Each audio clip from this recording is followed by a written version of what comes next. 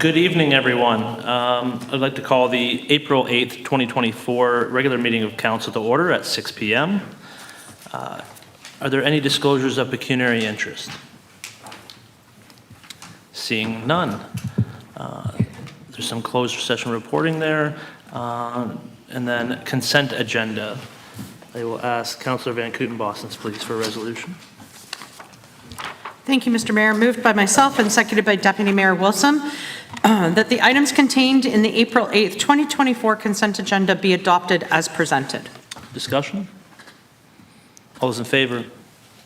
Opposed? That is carried. And then we'll go to the minutes. And Deputy Mayor Wilson, please. Moved by myself, seconded by Councillor Hudson, that the minutes of the March 4th, 2024 regular meeting of council be adopted as presented. Discussion? All those in favor? Opposed? That is carried.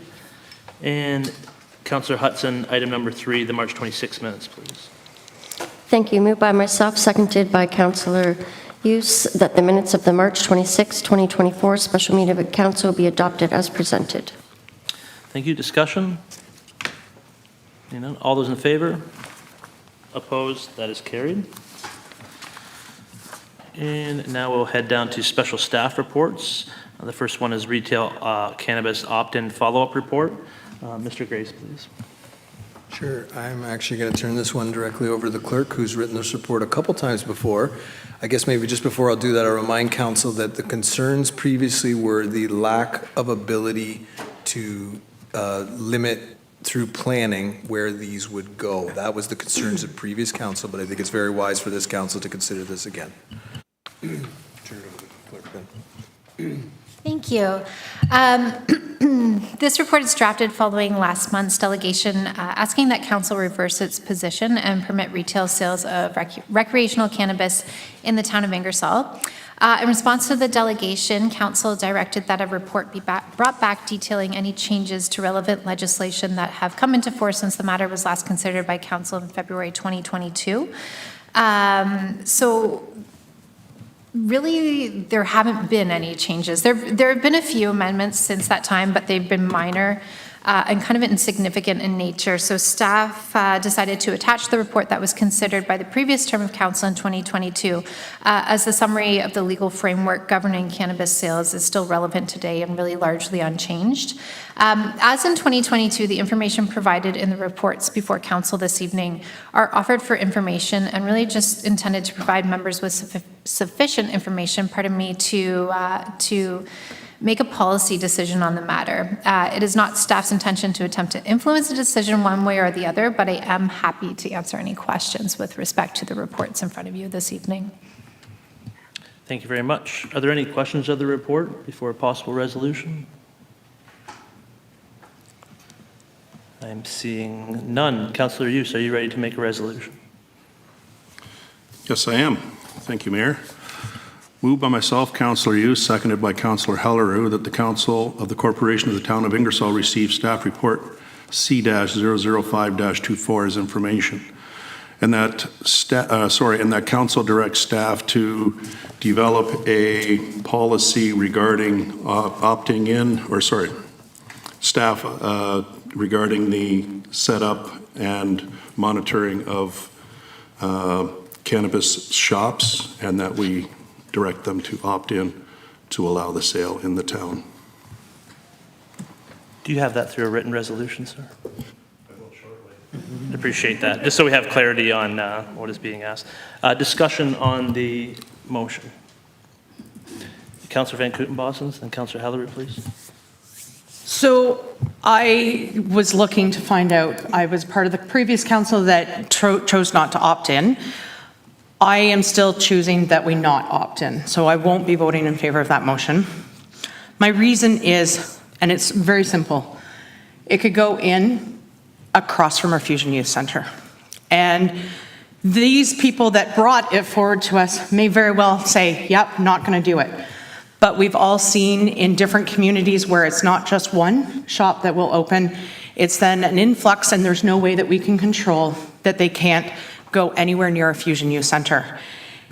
I've been a big proponent of having our Fusion Youth Center in this community. And I certainly do not want our young people to see that when they're going to a youth center.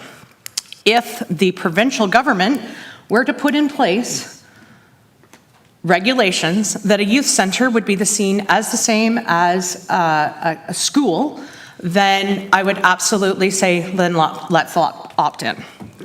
Sorry, I'm having trouble speaking tonight. So I would have no problem in saying opt in at that point.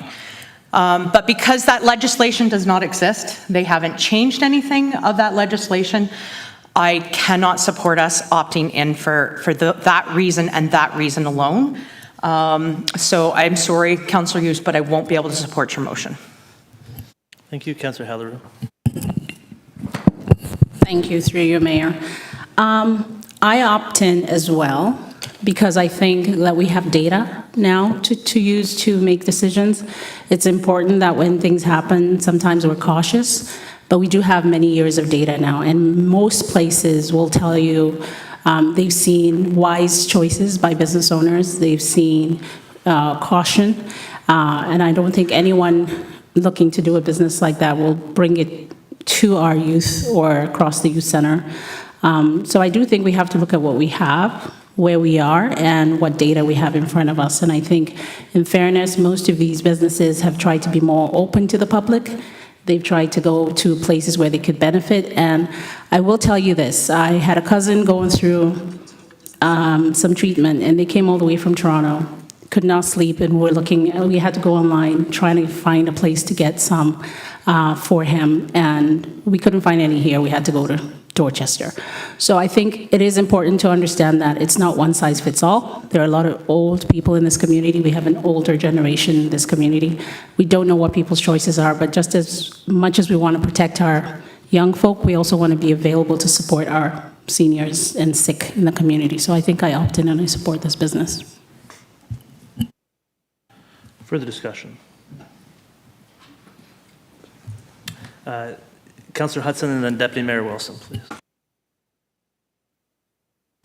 Sorry, thank you, through you. I just had a question, because I don't know the answer, but as a municipality, are we able to put in a policy into place with our own regulations, or no? I'll speak to that. No, there's no regulations that we can make to regulate where it goes or anything in planning, which is normal in planning. Council makes most of their decisions through planning, and I think that's one of the stumbling blocks that's discouraged council in the past, is there's no real methods, other than, as Councillor Van Kooten-Bossen's highlighted, there is a regulation setback from schools specifically, but none that the municipality can pass to regulate where. Deputy Mayor Wilson. Thank you, Mayor, through you. I have to say I agree with Councillor Van Kooten-Bossen's. When the delegation came forward, I had actually expected that this is something I would have been able to support, but when I learned that we have very little control through our planning process and that the youth center would not be considered a school and that we would have no control over how that would be managed, like you can see that plaza from the program rooms where those youth are, and you know, I want to be able to say yes, and I hear that the community wants this. I got that feedback quite clearly. But I think, you know, through online sales, like same day or next day delivery or Thamesford, it's not that it is not accessible to residents through online sales or other means. So I would encourage our previous delegations to perhaps reach out to Mr. Hardiman and express that this is in my, I mean, perhaps it will pass and that's relevant, but if it doesn't pass, I would encourage people to reach out to express that this was the only roadblock for some of us at the table to be able to have that control. Because if I could be confident that we had that ability to create a buffer, I would be perfectly happy to support this. That's the only thing stopping me at this point. Councillor Hughes. Thank you. So, in my opinion, cannabis has been legalized for the past 5 years now. With that in mind, it's a scenario of, and I'm not going to say we're anti-business or anything, because that's not true. We are not anti-business. But having said that, again, it's been legalized for 5 years. I understand there's a concern about the number of shops that pop up in municipalities. You can, I think Tillsonburg has, what, 7 or 8 of them. Free market society. Some will succeed, some will not. It's a scenario of if they're willing to put the money in and invest, then okay, that's fine. Then it's their chance because it's a business. It's just like any business. You want to invest your money, you take your chance. The fact of having it across the road from Fusion, now I'm not exactly sure, but I'm certain, well, I shouldn't say I'm certain. I would suggest that from Fusion to the backside of that mall, and that's the only concern that I think that everybody is here concerned with, to where the building where the Shoppers Drug Mart is located is more than 150 meters. So if that's your only stumbling block, look at it that way. Cannabis shops, they're mandated by the province to have the front of the building completely covered. There's no windows to look in. They're not allowed to go in there. It's not legal to sell 19 years and younger, I think it is. Just like alcohol. So if it's a scenario of that, if our youth are looking for it, they'll find it. Whether it's from legalized shop that their parents go in and purchase from, or whether it's not legal, they will find it. It's readily available. This might take the control of that illegal product back into a legal product where it can be monitored. That's why I'm saying we need to opt in. It's something that I've said the last time this come in front of council. It's legal. Let's make it so that people can do legal business in Ingersoll. Thank you, Councillor Hallerow. Yeah, I just really want to caution council to eliminate some fear when you have data in front of you. Because sometimes if we keep hanging on to the fear and the assumptions, we lose sight of what's possible. I think with data, communities have data now that show that youth did not necessarily increase their use of marijuana because they were made available. Families are still as responsible. Whoever is going to take it is going to take it.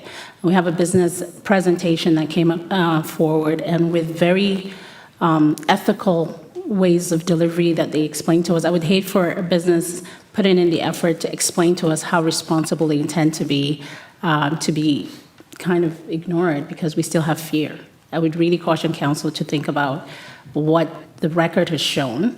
It's nice that we didn't jump at it, but then now there's data to support that it wasn't necessarily a bad thing, and I think that's worth considering. Further discussion. Councillor Hudson, please. Thank you. Just one more question. So if the Fusion Center was considered a school, the cannabis store would have to be 150 meters away from the so-called school. So if it was a school, even across the street is 150 meters away? Thank you. Further discussion or questions? Councillor Van Kooten-Bosens? Sorry, maybe if I could clarify Mr. Youss's comment, because I was just doing some measuring there. Are you stating that the Shoppers Drug Mart Plaza would be 150 meters, so it wouldn't meet that setback anyway? Is that what you mean?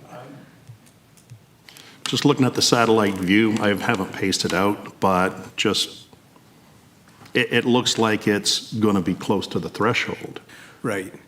And my measurement is the front of the Fusion Youth Center to the Shoppers Drug Mart is about 100 meters. Oh, really? Okay. Front of the Fusion Youth Center to the plaza where the Rogers video used to be. I hate to reference things that aren't there anymore, but you know what I mean. It's considerably close. Is about 35 meters. So I'm just trying to clarify that question. So. No, that's fine. Thank you. Thank you very much. Further discussion? Seeing none. When this first came to council, it was a brand-new legislation, and I certainly voted against it because there was legal questions when it first came forward, and we were waiting for other municipalities, maybe with a deeper bankroll, to answer those questions through the legal process. It was then changed again in the second term of council that I participated on. Things were changing, and it was never, in my opinion, my reasons for voting against it were never whether it was right or wrong or that sort of thing, but it was a zoning issue of how we could control, just like we do any other business, where that is located within our town policies. That being said, it does seem like the legislation changes have slowed down and stopped and become more consistent. I do certainly share concerns about youth, although I will say growing up in this town that illegal drugs were never an issue, and that's more of an issue to find if they were wanted.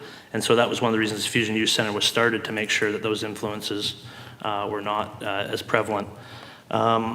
I do agree that these, I think that what I've seen from other municipalities is that those concerns are not coming forward as much. We're not hearing them in the news, how teenagers or fusion use, those type of age groups are accessing these stores. There's extremely lots of regulations for these owners to go through.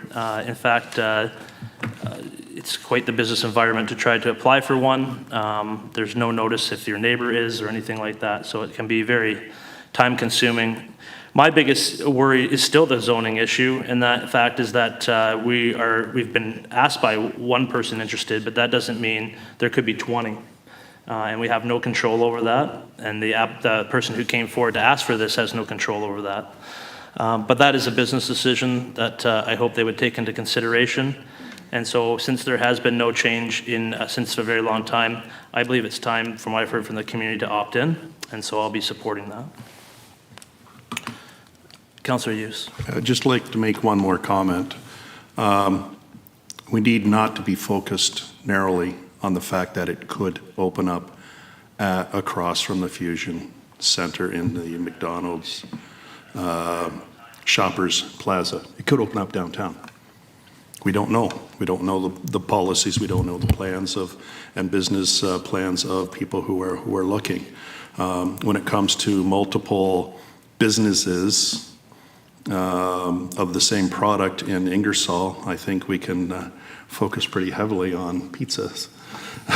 So we have a lot of pizza places, and I'm not comparing the two, although pizza can be very addictive. Not that cannabis is. However, having said that, we're focusing narrowly on that Fusion area.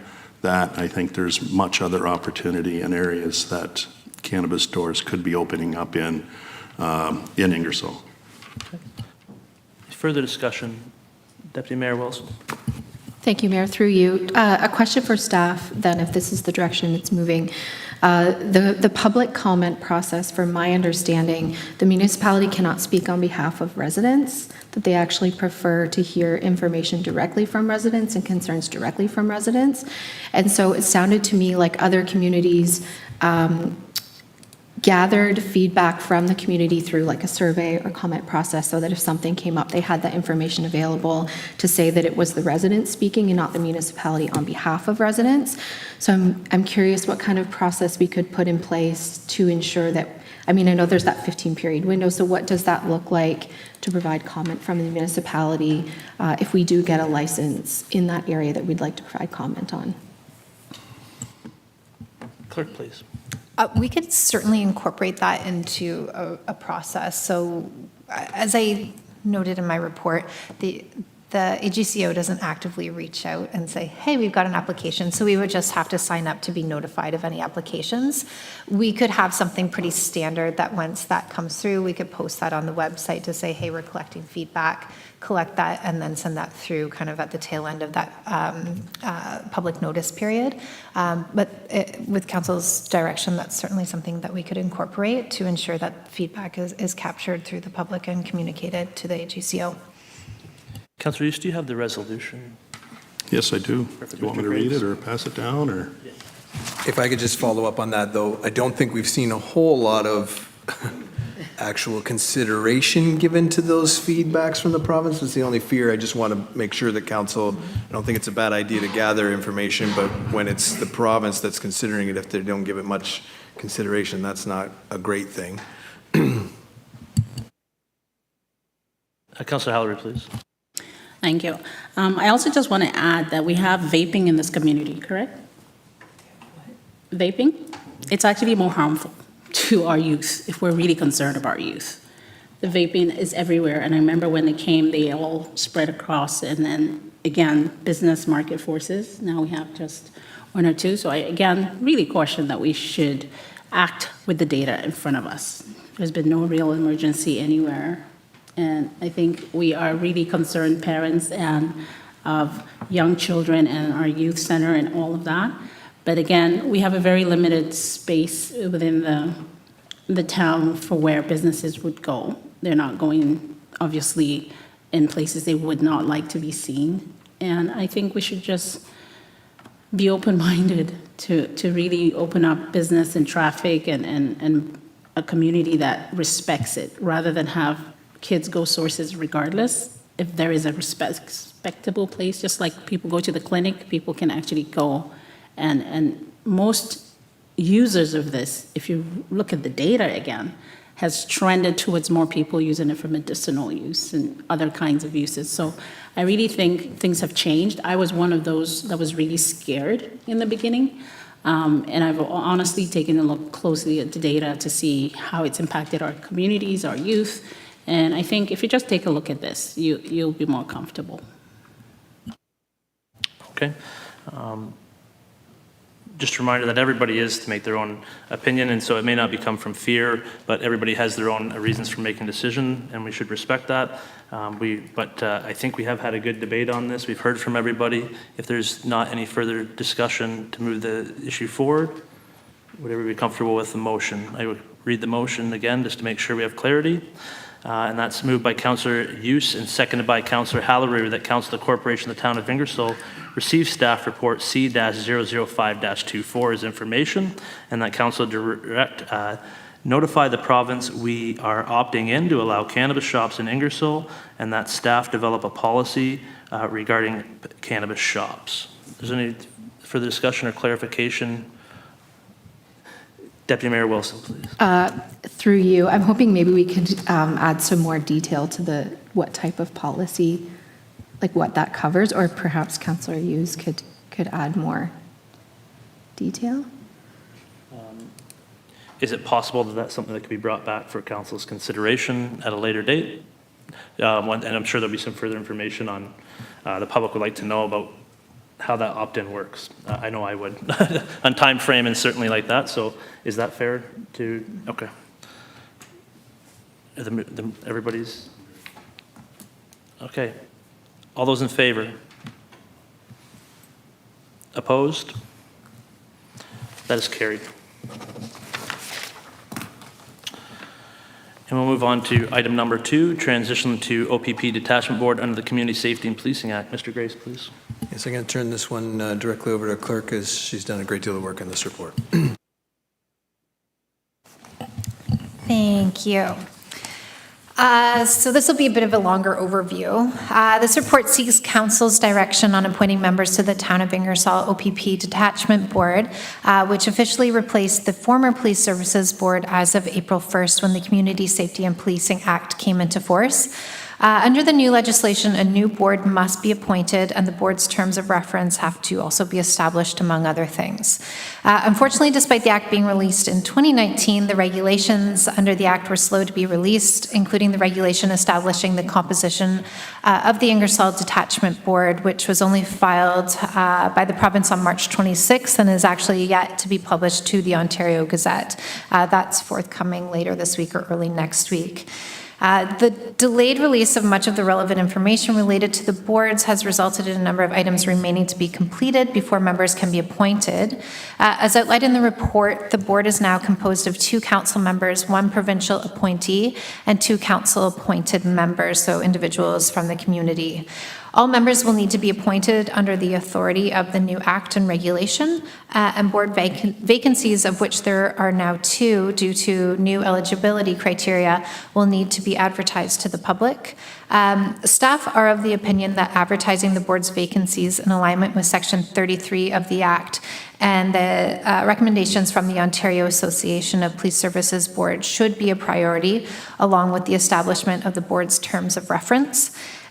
Staff acknowledge that there is a trade-off between swiftly appointing members to the board, thus negating a break in its business, versus allocating sufficient time to properly advertise vacancies with the objective of attracting applicants with the skills and experience deemed necessary.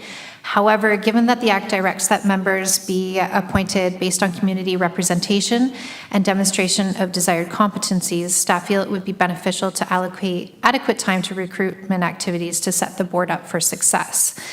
This would mean that some of the board's work would be postponed for a short period of time. However, the training sessions that staff attended through the Ontario Association of Police Services Boards reiterated that where possible, the inaugural meeting can and should be delayed until such time as the board is sufficiently prepared to commence its work, meaning that members are appointed and policies are in place. So whether council wishes to establish the board's terms of reference first and then advertise and post vacancies simultaneously while drafting terms of reference is their prerogative. Given that the terms of reference will be largely based on the Act, staff feel confident that the general requirements of the terms could be reflected in a post that is made public, which would allow staff to draft and advertise the vacancies quickly. So we are prepared with council's direction to get moving on this quite rapidly. There are a lot of moving parts with the establishment of the new board, and I've only just provided a very kind of high-level overview for everybody, in addition to what's contained in the staff report in front of you, but I am happy to attempt to answer any of council's questions and provide further information as requested. Questions of council on the report? Councillor Hallerow, please. Okay, so as the Vice Chair of the Zone 4 Police Service Association of Police Boards, I have not been asked for the update since April 1st, and most of what we just heard is actually not accurate when it comes to, I'm actually confused because we are, at the board level, expected to just put bodies in to fill the vacancies because the board has a mandate to continue its work. Essentially, I'm deeply invested in the governance and the community engagement. We still have a review to do for April, and we have a review to do for March. At the Zone 4 level, there is training. Everyone in the zone has been reconstituted, so I'm not sure why ours seems like we need to pause temporarily, because oversight still has to happen for the board. And I must say that I've been very confused as to what's expected of us as a board in Ingersoll to participate at the zone level. And I find that there is a little bit of, like overlap. I feel like as a board, even in our guidelines for board and committees, I feel like we're using the actions on committees to reflect on this board. And this board basically does not expect to be paused, is what I'm trying to say. Like, there's work to be done right now. So, like I've seen other boards do, where everyone, and even yesterday and last week, I've been bombarded with going to get my police report. There's pressure on us. There is a sense of urgency. Everybody has been put together. Most of the municipal boards have put up their plans. OPP detachment boards received emails saying that we have yet to do our police checks to confirm, and we have been sent it directly as current serving members of the board. And terms have been reappointed for our chair. She's waiting confirmation for the new term and its limits. So I'm just really confused as to everything we just heard, because April 1st has happened, the legislation has come, but no one has reached out to get any updated information. So Councillor Hallerow, you have some really strong language there of saying inaccuracies in the report. Would you mind giving clear examples of that, please? Yeah, because as of April 1st, the legislation has come out, and I just want to pull this up. All board 10s have been reinstated. So you're saying that we had to pause that the board can continue work because we don't have members. So, Mr. Graves, please. Yeah, all boards have not been reinstated. Like we know from this zone, the rural board, that's the rest of Oxford, is not even close to being reinstated. In fact, they're talking about not reinstating and not actually getting members of the public until about May of this year. Yes. So they will be having a significant pause. Yes, because they are sorry. Before Yeah, no, that's all. finished. If I'll add to that, there is no Police Services Board of Ingersoll. As of April 1st, the Police Services Board of Ingersoll was disbanded. And that we know, that's the point of this, is that we need to make a transition to a detachment board. So there are no members to be reappointed. Everybody has to go through the same, there's new rules about who can be reappointed. Example, under the old legislation, the mayor was automatically a member of the board if they so choose to be. Under this one, that is not the case. So there are issues. So again, if there's any other inaccuracies, I would like to hear those. Yeah, the inaccuracy for me is you can interpret the board as being disbanded, but because we weren't part of a board that was united, like at the zone level, there are boards that were individual and nothing happened to them, and Ingersoll is one of them. So all the members have been reinstated to continue except the missing pieces, which is in our board, we lost Sam because of his retired OPP status. So we need actually to replace two people, which is both Sam and late Daryl on the board. And because there's work that continues to happen, I've been on the board with you, the mayor, and you know, and you have seen me in action where there is work to do. If we leave 2 months out where there's no board sitting to create oversight, this is a provincially mandated board that requires bodies to actually do the work. And I'm surprised that I'm actually concerned at the overreach. I know that to make your point, we've invited the CAO to the board. I've been on a board before. I've never seen staff at the provincial police board level. And I feel like we're risking mixing up our jurisdiction here. So there's a lot of inaccuracy in what I just heard. If I could just speak to, when I was CAO for the Township of Norwich, I attended every single police services board. Just the influence in trying to explain away why the board should pause its legislated mandated work when we're being bombarded to do training. I've deliberately refused to do the training because of this confusion at the board level.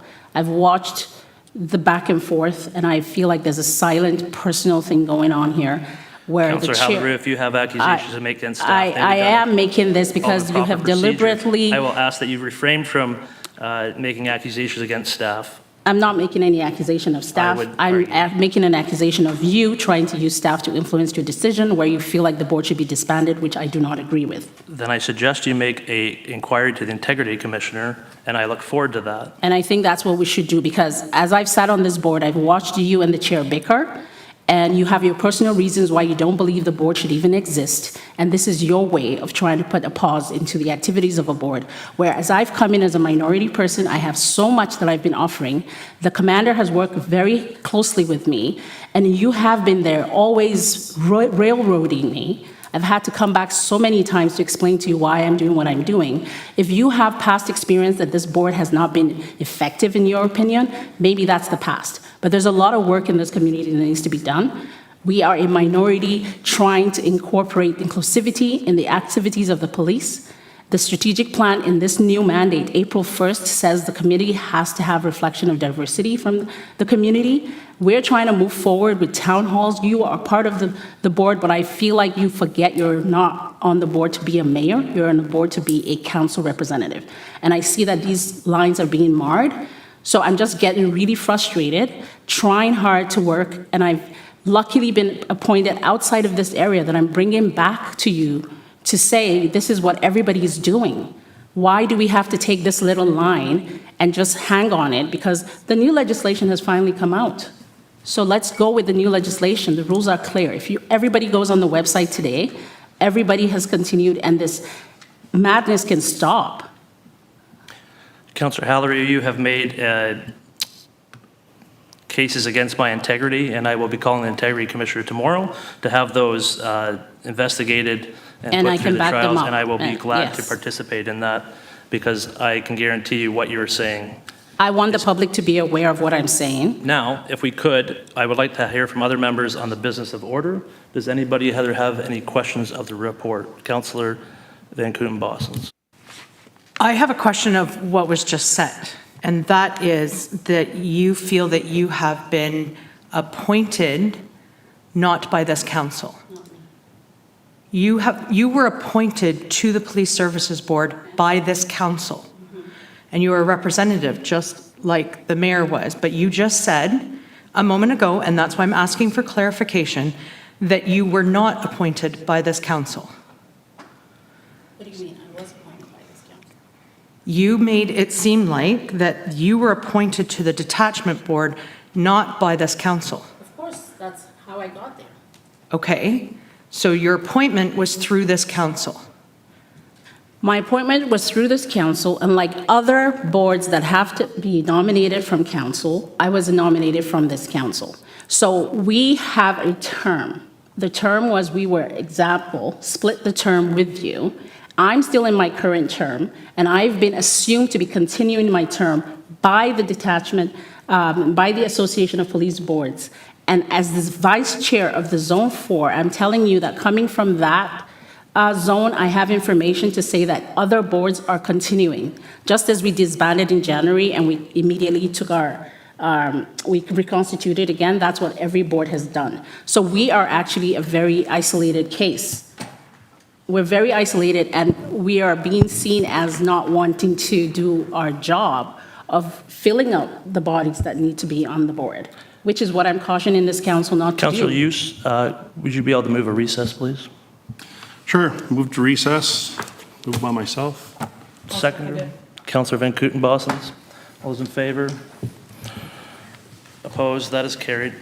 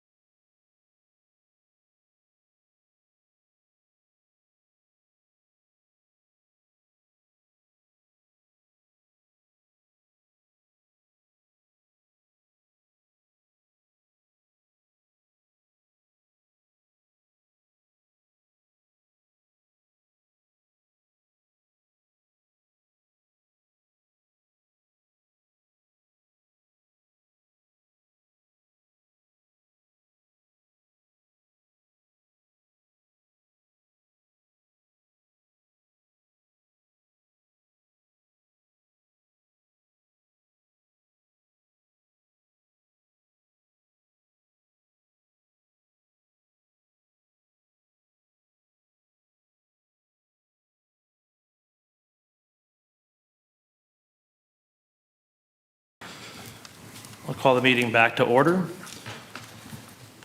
Deputy Mayor Wilson. Thank you, through you, Mayor. I'm moving to postpone consideration of report C-006-24 to the next meeting of council. Looking for a seconder. I'll second that motion. Councillor Van Kooten-Boston seconds the motion.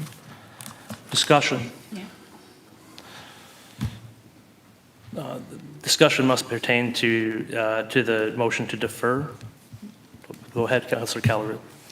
The reason the motion to defer is not appreciated is because the board on April 1st stated that all boards must have done their mandatory roles and responsibilities training, so the Councillor Halleru, we're not to debate the main. The question is whether to defer or not.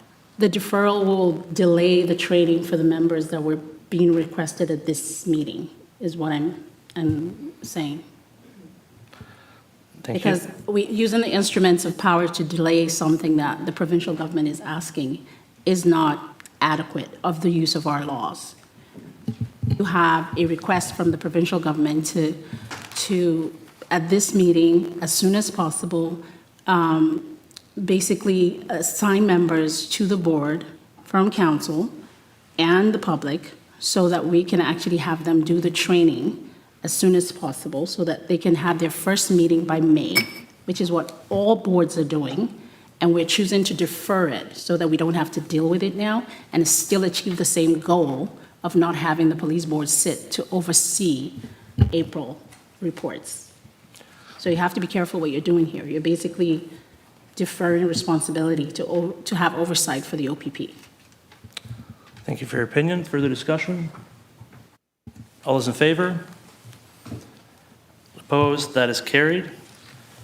We'll now ask another recess till 7 o'clock till we have our public meetings, please.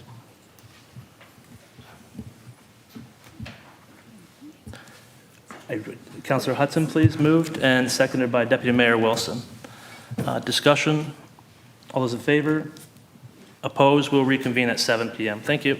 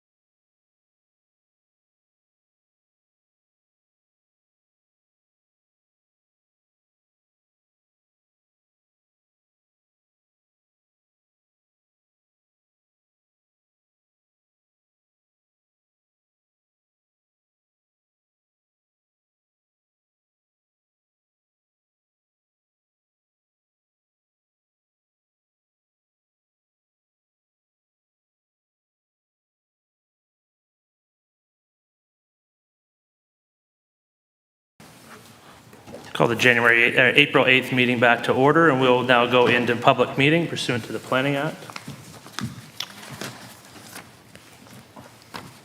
This public meeting is being held to consider comments from the public on a proposed amendments to the official plan. Comments received this evening are provided for consideration by the planner, consultant, and council. Following this meeting, consideration of the planner's report, application OP 24-3-6 will be subject to a public meeting under the Planning Act and consideration by Oxford County Council at their meeting on April 24th at 9:30 a.m. I am on the wrong one. I was so organized. All right. So we'll start again. I now declare this public meeting to be open. This meeting is being constituted as a public meeting held under the Planning Act to consider proposed amendments to Consolidated Zoning Bylaw 044160. Any person in attendance, including those participating virtually, may make a presentation to council in support or opposition to the zone change applications. Individuals who wish to receive the decision of council on any application being considered this evening must sign the record of attendance outside the council chambers or submit a written request to the attention of Town Clerk Danielle Richard at danielle.richard@ingersoll.ca. The Ontario Land Tribunal has the power to dismiss an appeal under subsection 25 if an appellant has not provided council with oral submissions at a public meeting or written submissions before a bylaw is passed under this section. In advance of the receiving comments from the public, I would request planner Heather Sinclair to provide a brief overview of the application and explanation of the zone change amendment. Welcome, Heather. Thank you, Your Worship, and good evening, Council. In February, Council will recall that we considered a report to allow for additional residential units, or ARUs, on lots containing existing single detached dwellings, semi-detached dwellings, and row houses based on updates to the Planning Act, which direct that up to a total of 3 residential dwelling units are to be permitted on residential lands within settlement areas. The report before Council this evening provides a draft official plan amendment that would facilitate these ARUs in the low-density residential areas, as well as the entrepreneurial districts within the town, where residential uses are already permitted and subject to meeting a number of criteria that are detailed in the staff report. The general intent of the proposed amendment to the official plan policies is to ensure consistency with the current provincial direction on ARUs, while also establishing appropriate review criteria to inform and support the development of appropriate zoning provisions within the town. So subsequent to an official plan amendment, a zoning bylaw amendment would be brought back to council for approval to implement these ARU policies. And a draft bylaw has also been provided for council that highlights the proposed changes. So as they apply to the official plan policies, the proposed amendments would predominantly affect the low-density residential policies within the town, with some minor amendments to the entrepreneurial district policies, as single detached dwellings are also permitted within that designation. The key elements of the proposed policy amendments include adding the term additional residential unit throughout the policy document, establishing a maximum of 2 ARUs per lot, and this would be in addition to a 3rd principal unit, requiring ARUs to be clearly secondary and subordinate to the principal dwelling and limited in size to maintain affordability and minimize potential impacts, requiring the lots to be large enough to accommodate the ARU to provide for adequate parking and private amenity space, ensuring that ARUs are not permitted on a lot where a dwelling already contains another accessory residential use, such as a boarding or lodging house or a garden suite or a bed and breakfast, and ensuring potential impacts with respect to environmental constraints or heritage constraints are adequately addressed. These policies will also state that ARUs cannot be severed from the lot containing the principal dwelling and would allow for the town to consider using other supplementary tools for the development, such as regulating through licensing or registrations. So with respect to changes to the zoning bylaw, the Planning Act does state that municipal zoning bylaws cannot prohibit ARUs in single detached dwellings, semi-detached dwellings, or row houses where the lot is served by municipal water and wastewater. However, the Planning Act does not exempt these uses from complying with municipal zoning bylaw standards. And as such, staff are recommending a number of proposed changes to the zoning bylaw to implement this provincial direction. These amendments have been provided in detail as Appendix 3 to the staff report, and we have also provided some conceptual site sketches for some potential scenarios where ARUs may be established, with the zoning provisions outlined there as well, and that's in Appendix 4 of the staff report. So at a high level, some of these proposed amendments include changes to the definition section of the zoning bylaw to include an additional residential unit, and permitting these uses in the R1, R2, R3, and entrepreneurial zones, which are the zones that allow for existing single-detached, semi-detached, and row house uses. It is proposed that ARUs would not be permitted on lots that are not served by municipal water and wastewater, on lots that don't have frontage on a public street, and in keeping with the policies, on lots that contain a different type of residential use, such as a boarding and lodging house, or lots that contain existing home occupations that see higher occupancy of uses, like a home daycare. ARUs are required to provide 1 parking space per unit, and we are proposing that the units themselves be limited in size to no more than 50% of the gross floor area of the principal dwelling, with an overall cap of 100 square meters or 1,076 square feet. An exception to this gross floor area requirement has been included to permit an additional residential unit to occupy the whole of a basement within a dwelling. And all ARUs proposed within detached accessory structures would be subject to the existing detached accessory structure provisions in the Section 5 of the zoning bylaw. ARUs would be required to have their own entrance and but all entrances on the front of the dwelling must be by way of a common hallway or vestibule from inside the building, with any new entrances only permitted on the rear or side yard of the existing dwellings.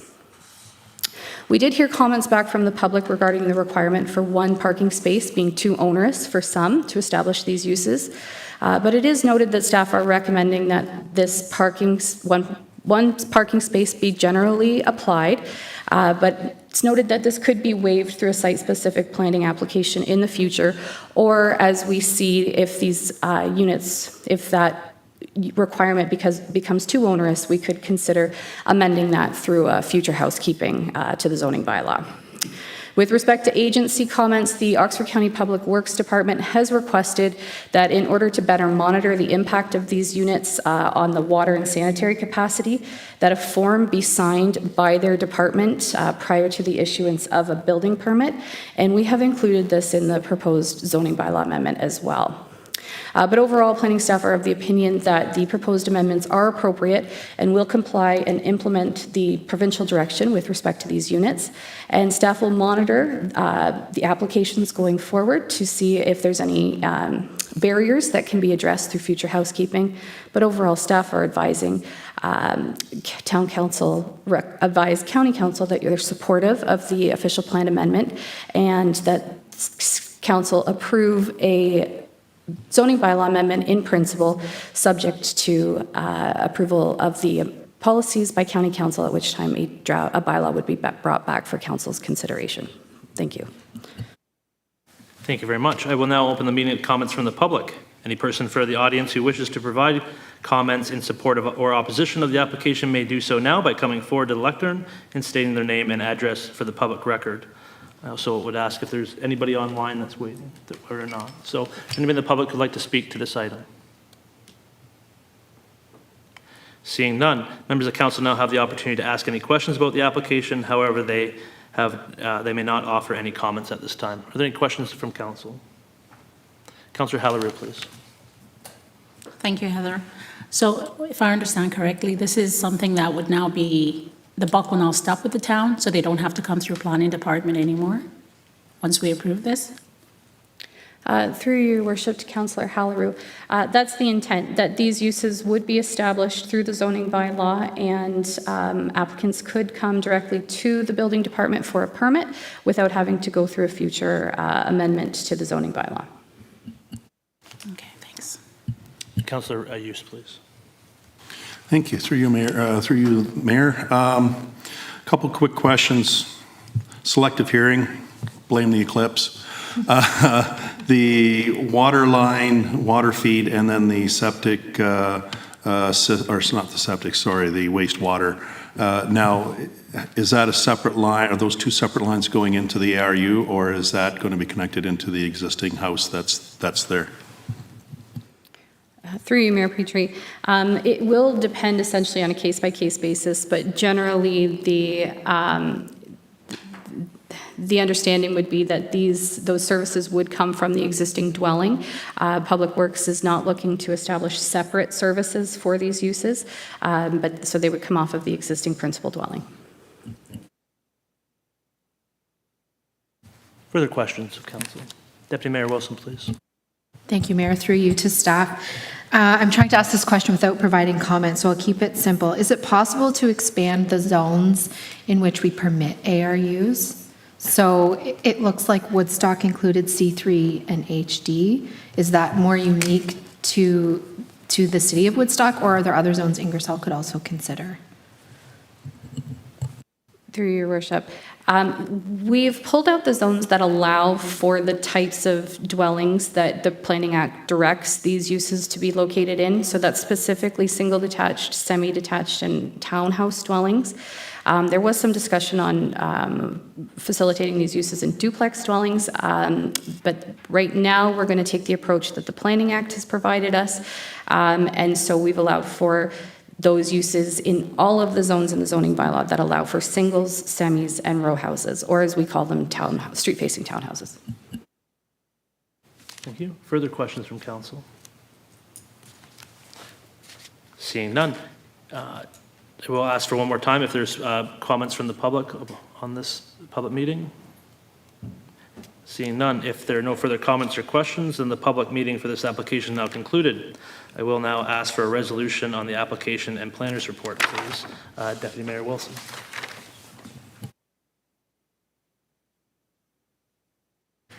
Moved by myself, seconded by Councillor Hudson, that the Council of the Corporation of the Town of Ingersoll receive Planners Report CP 2024-98, and that Council of the Corporation of the Town of Ingersoll advise County of Oxford Council that the town supports the official plan amendment application file number OP 23-01-6 initiated by the Town of Ingersoll to amend the policies applying to low-density residential areas and entrepreneurial districts to allow for the development of additional residential units within the Town of Ingersoll in accordance with provincial direction.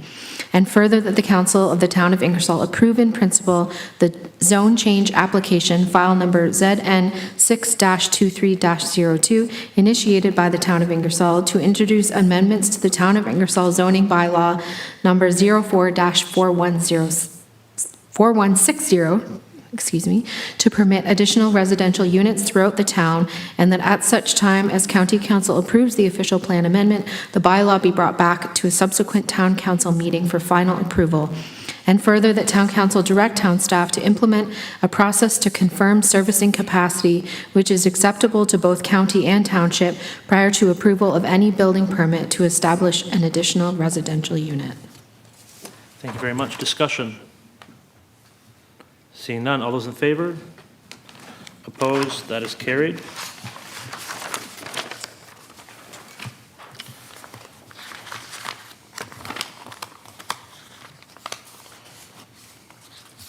Now we'll continue with our public meeting.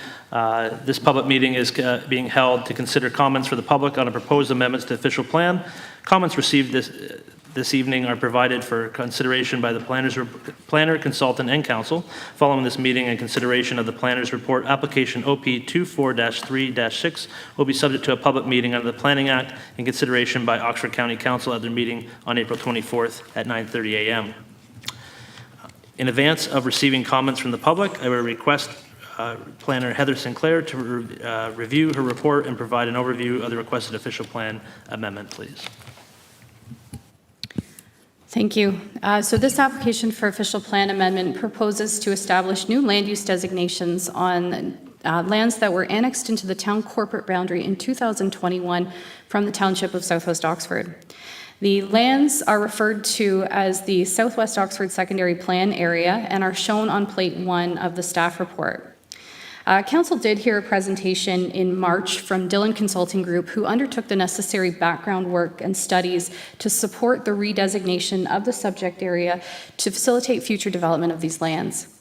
This background work included detailed studies of land uses, environmental features, development constraints, traffic and municipal servicing, cultural heritage features, and an agricultural impact assessment. The background work undertaken by the consultants also included stakeholder and public engagement sessions, and based on these consultation and review of the background studies, the draft Ingersoll secondary plan was prepared and it was presented to Council in detail in March.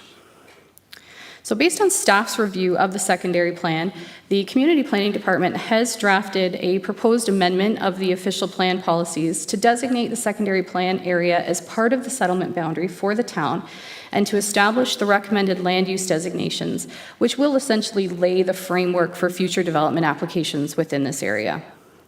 Specifically, it is proposed that the official plan will be amended to incorporate these lands within the settlement boundary and to redesignate them from what is mainly currently agricultural reserve and future urban growth area to residential, which would include low-density residential and medium-density, industrial, to establish a new prime industrial designation on the southerly portion of the lands, as well as service commercial designations and establish environmental protection and open space designations as they reflect the areas of natural heritage or natural hazard areas.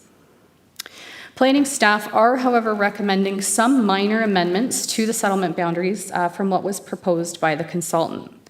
Specifically, as part of the agricultural impact assessment, the consultant team did identify three areas, three parcels containing existing livestock operations that presented issues from a minimum distance separation perspective and provided recommendations to achieve compliance with these discrepancies.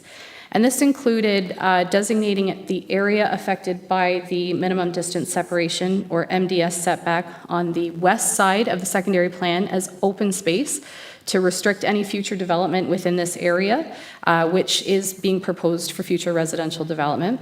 And by removing lands within the southerly portion of the secondary plan area from the settlement area entirely to account for the required MDS setback here on the north side of Union Road. So in response to this, the owners of the land on the west side of the study area did retain their own planning consultant to review the MDS setback requirement in greater detail and determined that the actual MDS arc that was generated by this livestock facility is significantly less than what was previously determined through the consultant's secondary planning exercise. This detailed analysis that they provided by the property owner included confirmation from the farm operator directly regarding the type and quantity of livestock and manure handling practices. And the resulting calculation determined that the actual MDS setback generated by this operation was significantly smaller than what was originally anticipated and would have a marginal impact on these lands proposed for residential purposes. Further, given that there is an existing residential use between that barn and the secondary plan area, it is noted that expansion opportunities for that farm operator going east towards the town settlement boundary would be already limited. So as such, staff are of the opinion that there is only a limited area of the proposed residential lands that would be affected by this MDS setback related to the barn to the west, and therefore all lands within the secondary plan area in this location can reasonably be included within the settlement boundary and designated for residential use. And we also note that additional warning clauses and mitigation measures can be implemented in the future for this small area as part of a future application for subdivision and through that approval process. The secondary plan study also identified existing livestock operations south of the study area along Union Road, just east of Culloden Road. And further, the Township of Southwest Oxford has recently received an application for relief from the MDS requirements in order to permit the construction of a new barn on the lands to the immediate east of this property. So it is proposed that this rezoning in Southwest Oxford will apply a reduction to the MDS requirement for both the farm parcels, the existing and the new farm parcel or livestock barn, to apply a type A land use setback, which is a reduction from the typical setback requirement to the boundary by half. So notwithstanding the proximity of the settlement boundary to these livestock barns, it is noted that in this instance, the adjacent land uses that are being proposed would be for employment uses, which are considered to be less sensitive as they typically aren't used for human habitation. And the application of the type A setback can be considered appropriate in this instance, as anticipated nuisance complaints with respect to odor from that barn are not anticipated. Staff are of the opinion that an appropriate balance can be met here by bringing the entirety of the subject lands into the settlement boundary, while not further hindering the ability of the farm operator in Southwest Oxford to expand their farm practices. With respect to agency comments regarding the secondary plan, these were mainly limited and technical in nature, but the Upper Thames River Conservation Authority did submit comments. As well, we received comments from the engineering consultant for the residential lands on the west side of the study area, which did suggest a number of technical edits that have been forwarded back to the consultant for review. And staff are satisfied that these comments can be addressed as part of a future detailed planning application, such as the plan of subdivision or site plan. And overall, planning staff are recommending that council adopt the secondary plan with the recommended amendments by planning staff to the settlement boundary, and that council advise Oxford County Council that they are supportive of the official plan amendments to incorporate the subject lands into the town boundary and to redesignate them as outlined in the staff report. And we have prepared a draft amendment for council's consideration, and I'm available for any questions. Thank you. Thank you very much.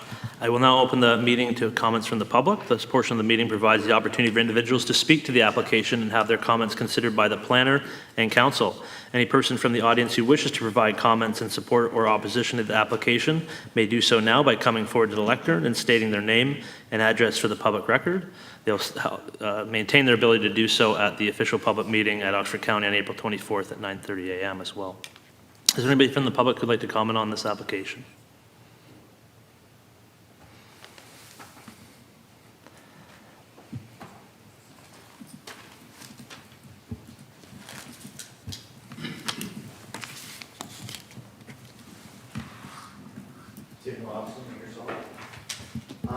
Just have a question.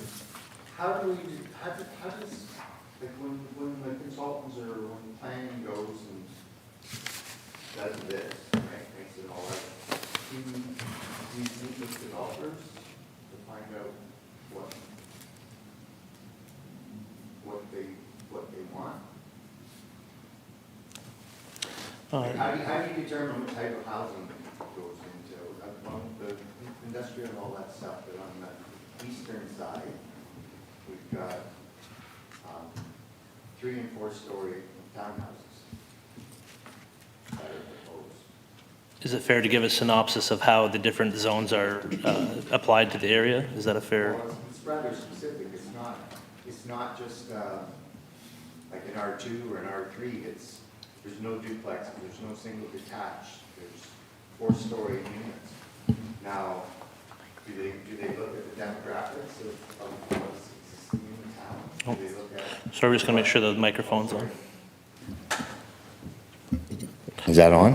There you go. Do they look at what there's the needs of the residents or an underserved market? Is that something the planner can answer? Through you, Your Worship, when the consultant undertakes the overall review, they do so in consultation with the development community and the public in general. We did hold a number of public engagement sessions. But it is noted that these are amendments to the policy framework, so they are intended to be quite general at this time. With future applications for subdivision or rezoning intended to further direct what types of uses specifically are there. There is a special provision to the medium density designation that's being proposed that would be specific to the secondary plan area to prohibit single detached dwellings and semi-detached dwellings from the medium density designation, which is different than the current medium density designation that applies to the rest of the town. But overall, the consultant reviews similar official plan policies throughout Southern Ontario, and this is what they've proposed, and planning staff are generally in agreement with the approach that they've taken. Okay, and the reason I ask is that 30% of Ingersoll's population is 35 and under. The other 30% is 60 and above or 55 and above, and none of those want the 3- and 4-story row houses, because once you get over 55, you don't want to climb 4 stairs. You can't take a townhouse and make it into a semi-detached, because that's banned, right? And you know, and if you're a young family starting out, two professionals, right? You know, they don't want a 4-story walk-up. They want something that's flat. We have the town ownership of most of that land, or the land on the south side of Clark Road, and you know, like, I don't see the vision there. And I don't know, like, do you talk to council when you're doing this, or do you talk to just staff? Because I know council, I mean, in the last election, it was all about, you know, we need more seniors' homes in that. And this is like a perfect opportunity. Council actually owns the land. Council could actually do land lease, which helps people get in. But 4-story townhouses and 3-story townhouses, row houses, that just looks like we're looking to cozy up the developer and get those built and out the door really quick. And that's, we're not looking after 60% of the population. And those are all figures that come from CMHC and everywhere else, right? And even if you look at all the subdivisions that we have proposed, which we have a lot of them, right? There's nothing really in there for somebody that wants to retire to. So I'm trying to figure out, you know, like, I mean, I'm known for complaining about stuff, but I think it's more just the process. And how do we do a process if we don't ask the population what they want? In the public meetings, you know, the most disorganized people are the people that are under 35 because they're raising kids, and they're over 55 because they're just, you know, they're set and they're happy now, but another 20 years, 10 years, they want that smaller home. And when you build something for a senior, that frees up a 3-bedroom home and a used home that's actually worth less than a $700,000, $800,000 townhome. And I think that the process is broken, and we really need to go back and say, hey, we're missing out on a huge portion of our population. How can we redesign this for that demographics? And I think if we're hiring consultants to do that, that should be part of their professionalism to actually look at that part. But the way you're explaining it, we have staff and we have the developers group. That's who we talk to. Do we talk to senior center? Do we look at the Chamber of Commerce and say, what do your people need?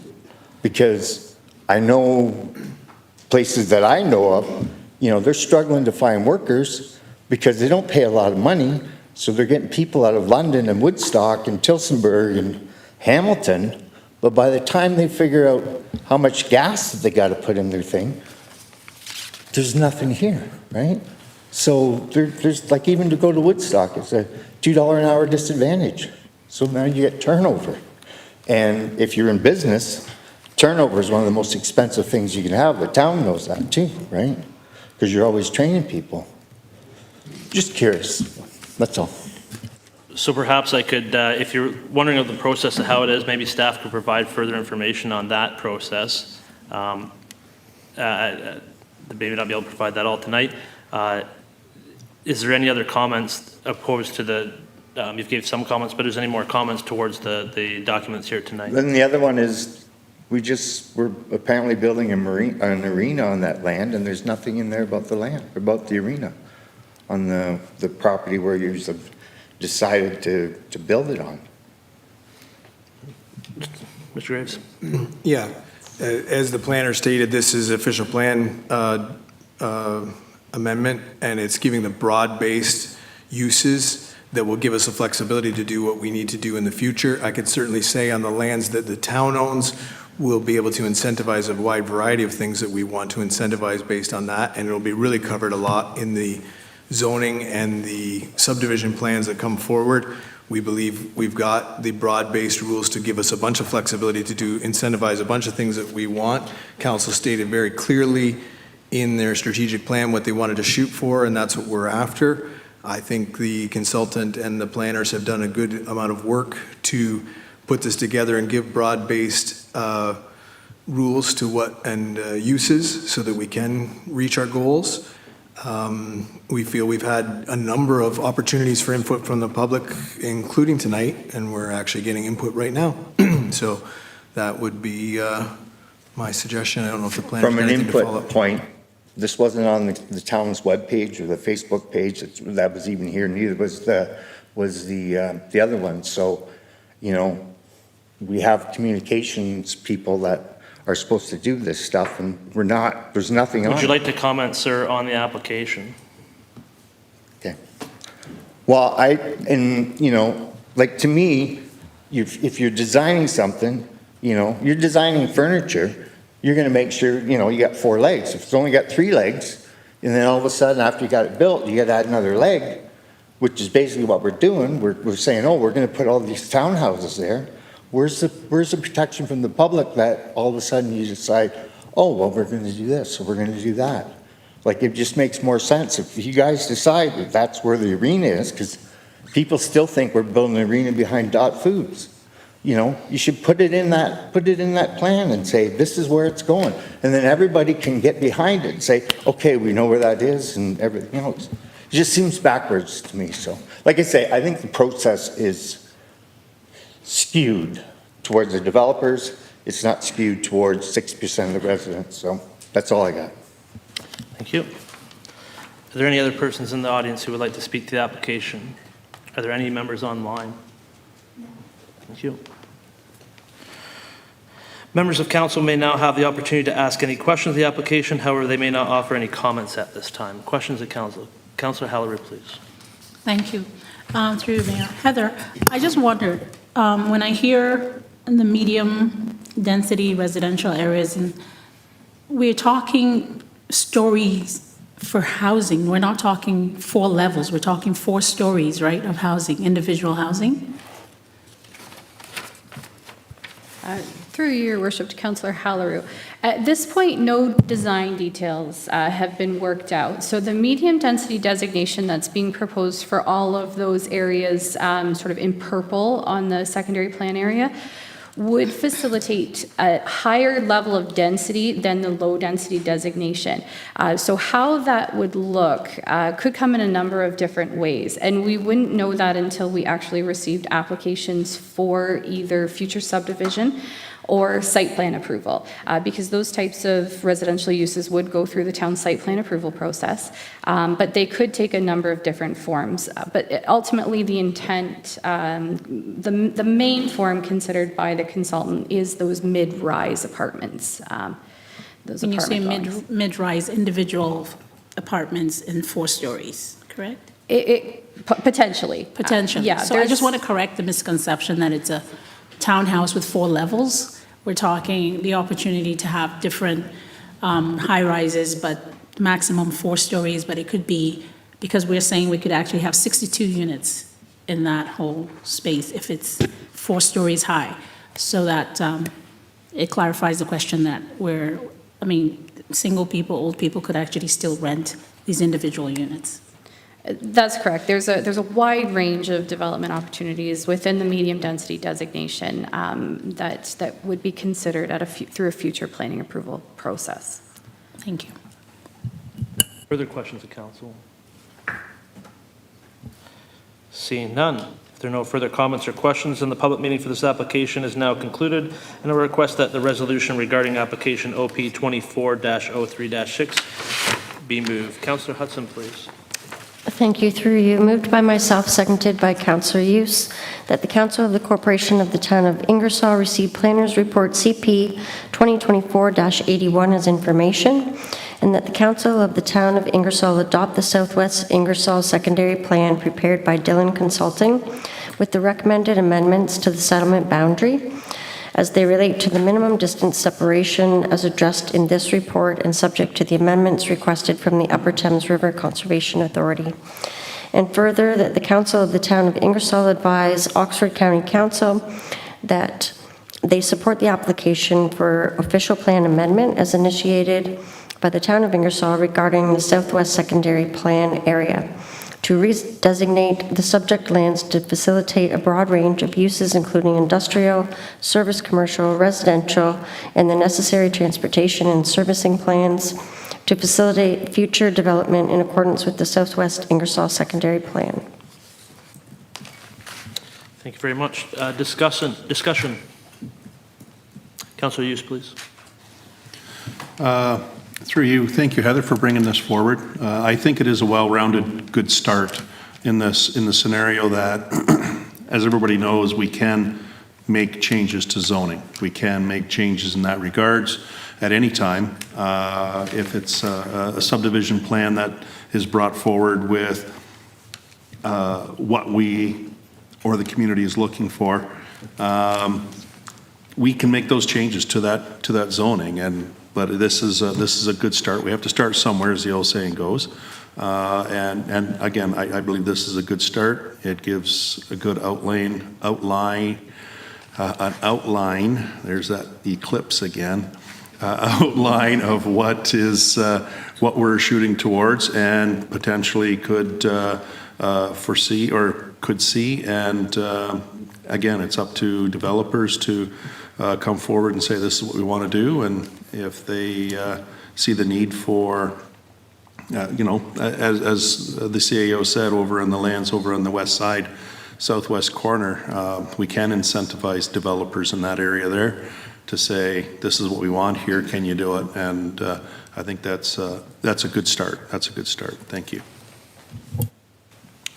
Further discussion. I will just state that I'm in general agreement with this. I think that it will go to a public meeting at the county, maybe hear some more input from there, but I think from a general consensus, I have no problem voting for this. I think that we've heard very much from the community that we want to see increased density on our residential lands, and that comes through in this plan. That we've needed increase in industrial land, and that is also included in the plan and the policies that are there. I think we will have further planning processes that will help refine those items over time until those lands are used. But I think this is the first step in defining what those general uses are. And I certainly agree with increased density, both on an industrial land basis with the increased, the minimum lot coverages, as well as in the residential lands for both medium density and low density for that matter. So this was a long time coming in, this land coming into the town of Ingersoll. It's a long process to go through the secondary plan process, so it is important that we use this land wisely, and I believe that that is what we will see here, and I think we'll get support at County Council to have this move forward. I'll leave it there. I will add that I do want to thank staff. It has been a long time. There's been a lot of conversations around many tables, including public consultations with the consultants, and so this is nice to see that one more thing off the strategic plan that will be getting near the end of completion. So thank you for that. Further discussion. All those in favor? Opposed? That is carried. And now we'll go back up to, delegations and presentations, correct? Perfect.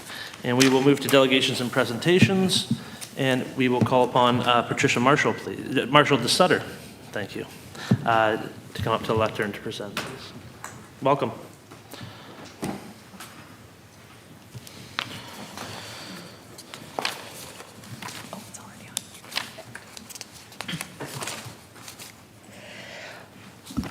Buju anin indin wagmado nish manduag ikido no gijidakwe nindishnakas, beneze nindodom anishnabe Celtic German and da, mishkagoman ziabasing Ulster ninjaba.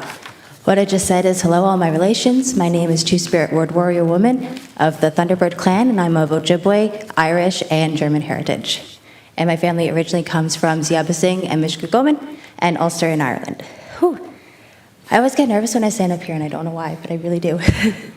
So today I'm here to talk to you about the DEI committee, who I happen to be the chair for. So I am really honored to be able to come and talk to you about what we've been doing over the last almost year now, I guess. So what is DEI? It stands for Diversity, Equity, and Inclusion. Diversity is representing the true fabric of Ingersoll. Equity is meeting the individual needs of the community members. And inclusion is creating safe spaces for all. So over the term of our committee, we have been working on developing meaningful relationships around our table, making sure that we're able to work in a respectful and complementary manner, and honoring the individual uniqueness of each committee member. We've also been working on meaningful stakeholder engagement and how that looks, so that way we can be making sure that we are incorporating the views of all community members and not just those who traditionally feel comfortable reaching out to positions of authority, as would be a committee officiated by the town. One of these ways that we have thought about doing is hosting an open house at the Evergreen Cafe. As it's a new location in town, it has the most neutral benefit for the community members and those who may not feel comfortable coming into this building to give comment or sending an email. They can feel more safe and apt to do so in that social setting. We're hoping to host this in May, although we're still finalizing those arrangements. Some successes that we've had as a committee was the fact that we did suggest that we put the application into the Coalition of Inclusive Municipalities, which we were really pleased to see that that happened and that we were successfully accepted into that coalition. We have also had the chance to offer comment on what the county is developing as a county DEI charter that they're hoping different communities across Oxford County will buy into to help create measures of accountability when it comes to DEI work. I also am a member of the County DEI Coalition, sitting as the chair for that, so trying to balance there. Like all things, though, we have had our challenges. I don't think you can have a group of people and everybody always agree on everything. I'm sure all of you in this room can very much relate to that. But the two challenges that have stood out most to us was honestly the lack of action that happened regarding drag story time. This resulted in Oxford County Pride actually pulling out from being willing to work in the city of Ingersoll. And most of the people who I know in the queer community are actually very nervous and have bucketed us in with Norwich. So I think that's something we need to make sure that we address, because we are not Norwich. And that was one incident that shouldn't taint everything. We also have lots of beautiful parts of Ingersoll, and we have 2 rainbow crosswalks. I think we should build on that and creating safe spaces, as is inclusion's mandate, right? The other big obstacle that came up was the silencing of community members in regards to their feelings around Palestine. Although we understand that this isn't a Town of Ingersoll jurisdiction matter, it was something that was directly affecting community members. And the way that it was silenced to the entirety of the DEI committee didn't seem ethical. We understand that it was supported by bylaws and procedures. We just think that that's something that should be looked into. The ability to silence somebody in such a public format will have future repercussions and ripples that will cause you to have less engagement from your community members and also kind of deteriorate those meaningful relationships that have been built over the course of the term. Regardless of personal opinions, any form of persecution, and people want to speak up about it, it needs to be aired and it needs to be honored. We saw this happen with our Indigenous relations, right? We didn't look at it for 150 years. Now look where we are now. So those are just like the 2 big issues that have kind of taken a lot of our time at the table, is talking about How do we make sure that incidences like these don't continue to occur, so that way Ingersoll can be a diverse, equitable, and inclusive space for all? It is the #1 priority in the Oxford Safe and Well mandate to make every community member feel like they belong. So I think making sure that we are taking steps to support that's really important. We are still working on a formalized plan. You may have noticed that in the document that I submitted, there was an italicized list of recommendations. These are simply examples of items that we've been discussing about potentially including in our plan. I just wanted you to see what we have been talking about, so that way you can know that it is moving forward. We're just trying to figure out the best way to represent this so everybody feels like their thoughts and feelings and communities are being represented in the most effective way. We do have a couple expedited items that I did attach to the end in bold to do with some time-sensitive things that if we don't begin to address them now, then they wouldn't be able to be taken care of until next year. And so in the spirit of continuing to build meaningful relationships, we thought it would be important to incorporate multiculturalism and reconciliation efforts into this year's Canada Day celebrations and those moving forward. And we also thought that the designation of an Indigenous ceremonial space would be very important.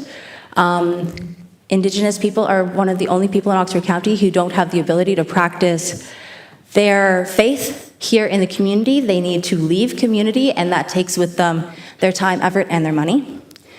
If we had a designated space for Indigenous members to practice, then that would keep people here and invested in the community of Ingersoll, and would also look very good for the town of Ingersoll moving forward, creating that equity and honoring reconciliation and the TRC recommendations. Sacred space does include sacred fire, and this is something that the town would want to look into creating a, what would the right word be, like a protocol, so that way ESON and ATLOSA, which is the Family Healing Service in London, who serves all southwestern Ontario, could work with the fire department in the town of Ingersoll to notify dates that are having ceremonial space, so that way we can know that the space that's used for ceremonial fire is strictly being used for that and mitigate safety concerns. The other thing that we have been doing is we looked at the different branches in the coalition of municipality. There were 3 pillars that we chose to focus on to begin with, so that way we could be moving in a congruent manner. And those were to monitor the discrimination in the municipality, to incorporate racialized, marginalized, and Indigenous views into the fabric of the municipality, and to promote equity in housing. We are on our way to do these things, especially with the amendments to the ARUs. I was really happy to hear that. With the parking spaces, that's really important to create those, well, to have a way to take away those equity barriers that allow to create more housing. And are working towards the TRC recommendations, the tabling the annual report, making sure that we are making movement on that. It will help to build trusting, meaningful relationships with the Indigenous community and help to honor not only inclusion, but equity and diversity as well. There's a lot of brilliant ideas that are being held back in the Indigenous community due to the feeling that there isn't meaningful engagement from the political sphere.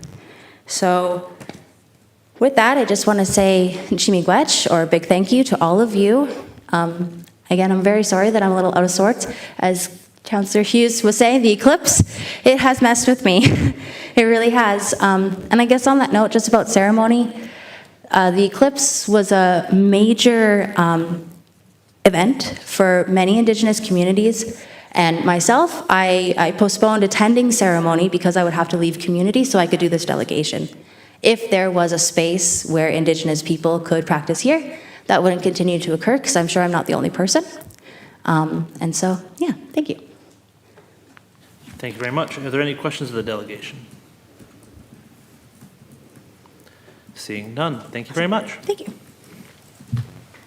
Councillor Hughes, I believe you have a resolution, please. Yes, I do. Bear with me for a minute.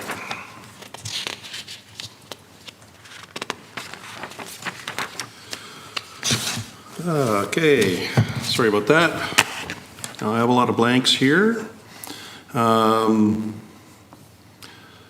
I'll read it. I won't ask for a second. Well, I'll read it as it is printed because I don't have any preconceived comments for the bottom here. That the Council of the Corporation of the Town of Ingersoll received the presentation from Patricia Marshall de Sutter, Chair of the Ingersoll Diversity and Inclusion Committee, as information. And that Council provide the following direction to committee's priority recommendation. Recommendation 1, Canada Day celebration. Recommendation 2, designation of Indigenous ceremonial space. Recommendation 3, creation of meaningful land acknowledgement. Recommendation 4, inclusive social media strategy. Recommendation 5, creation of an anonymous discrimination and racism reporting system. So I don't know how to proceed. So you do at this time do not have a motion to put on the floor? Okay, then I don't, sir. Other than, like I said, I haven't had the opportunity to go through and ask the Greater Council as to their thoughts and processes through this. Well, if I could offer some guidance on that, I think there's Yes, a lot please. in this report to take in, and I appreciate the work of the committee for sure, and all that they've had to offer. And I've talked to some committee members as well, and I know there's lots more coming from the committee, and so it is just good to see. So to me, I would like, as I know they're time sensitive. Some of these are time sensitive. Personally, I would like the time to be able to take in to figure out what that means, and commit to having that discussion. But also in the context of the action plan. I've said earlier to members that unfortunately, there's only so many resources, and so there's a lot of recommendations that we're expecting from this, and to try to balance those out, whether it be resources, money-wise, community-wise, it's without having the full context of the document, it is very hard to be able to commit to one thing without knowing that that means maybe not doing another very important item. So I would like some time personally like some time to have those discussions and see what those get more meaningful knowledge about what that process would look like. But I'm certainly not saying no. I would just like at this time to have some more time to be able to have that learning take place, if that's agreeable. Councillor Halleroom? Thank you. Through you, Mayor. Thank you so much, Patricia, for that wonderful report.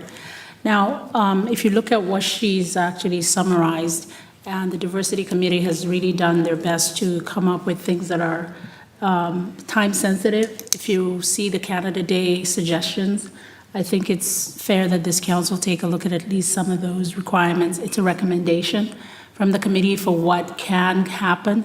The document that we're expecting from the committee cannot really come to fruition if we don't actually have something to report on. And I think that's one of the things that we are expecting is this document that shows what we're doing at the committee level. But I think the recommendations are just based on the budget that already council has given the committee. Most of what the discussions have been around are what we could use the budget for to make the committee actually responds to the diverse needs of the community, which is just incorporating, I think, something like a vendor show and the Canada Day celebrations, designating a park. This would be a meeting to discuss to see if maybe staff could take some direction to research where we could maybe do that. I don't think these things are going to be money, like if there was a need for funding, it would have come in the report.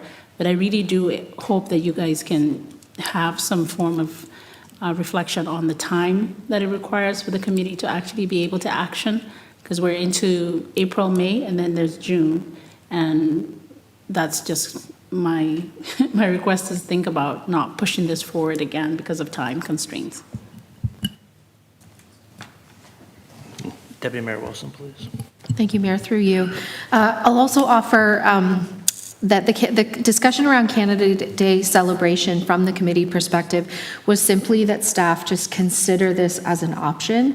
The committee understood like time is limited, perhaps the budget is already allocated, and there's not an opportunity, but the committee simply wanted to communicate that it would be nice to consider it if that's at all possible, but recognizing that it may not be this year.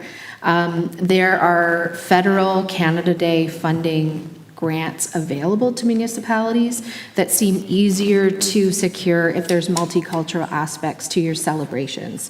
So recognizing maybe this can't be accommodated this year, but if we could invite, the Oxford Caribbean Canadian Association to participate alongside us, and that there are resources available for that, that's something the committee would like to see. But the committee also recognized it's already April, planning's probably well underway, and so if it can't be accommodated, they certainly understood that. So I think the recommendation was simply for staff to consider it and explore it, not anything beyond that. I think the other recommendations, I think we would all like to see things happen as quickly as possible, but to Mayor Petrie's point, the resources available to execute these things, may not be as fast as we hope. So I think maybe our suggestion to the committee could be to come back with more information in the action plan, or perhaps on these specific items, so that council can consider them again with more information available from the committee. And I would just add, from for the Canada Day celebration, I'd really like to hear ideas from what that means to the committee, of what the items they'd like to see incorporated with that. I don't know. I think that'd be the best way to put that, not to put the work back on the committee, but what does that mean? So we get it, attempt to get the meaning of what the committee would like to see out of that. Because I think that is something that may be achievable, depending on what those are. But it's just, there's not a clear thing there. But basically, it will get the ball rolling, if not this year, then next year for sure. Councillor Hughes? So with the motion, then I can call that back. Well, I can re-motion, or do we have to? There's no motion on the floor at this time. There's a lot of discussion to try to Okay, perfect. Thank you. I appreciate that. So what we could do is receive as information and then staff direction into working with the DEI committee in regards to Canada Day celebration as a start. That's fair. As a start, is that a reasonable? Is there a seconder for that? I can second that. Councillor Hallaroot. Discussion. Councillor Van Kooten-Bosens. Thank you, Patricia, for coming as chair and for bringing all of your wealth and knowledge to us. I too am in that position of I'm not sure what it means, right? So I'm not sure what you're meaning by the multiculturalism with Canada Day. I don't even know what we've got planned for Canada Day. So I would love to know that, and then from there be able to, absolutely, if we can, work it in with it. But when you talk about the creation of an anonymous discrimination and racism reporting, that eclipse is affecting all of us to talk tonight. I'm just going to say that.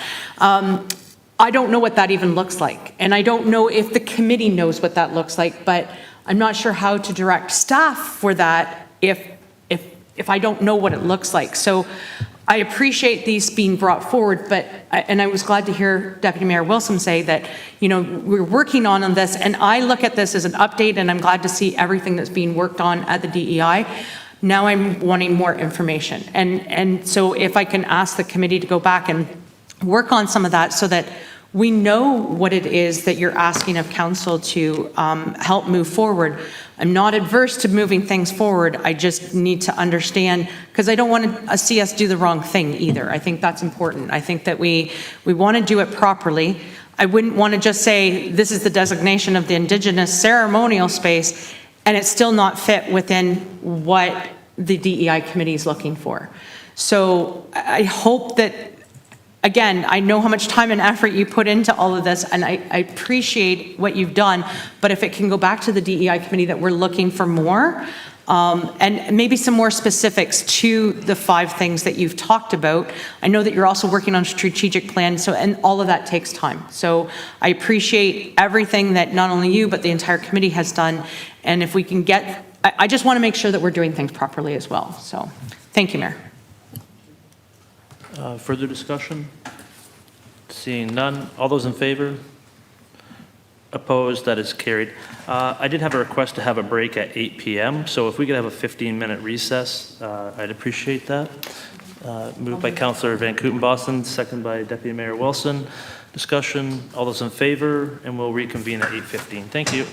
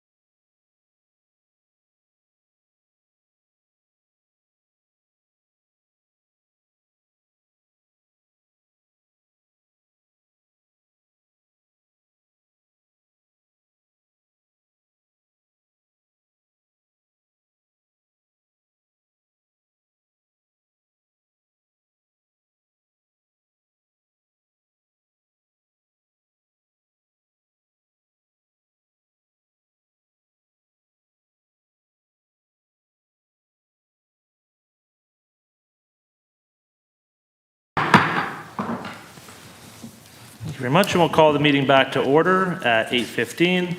I will now call on our second delegation or presentation, Ellen Raby from Oxford County Library, please. I said your name correct. Technically, it's Rabai. Rabai, thank you. Good evening. I am here to request a closure of the shared parking lot next to us for 2 dates.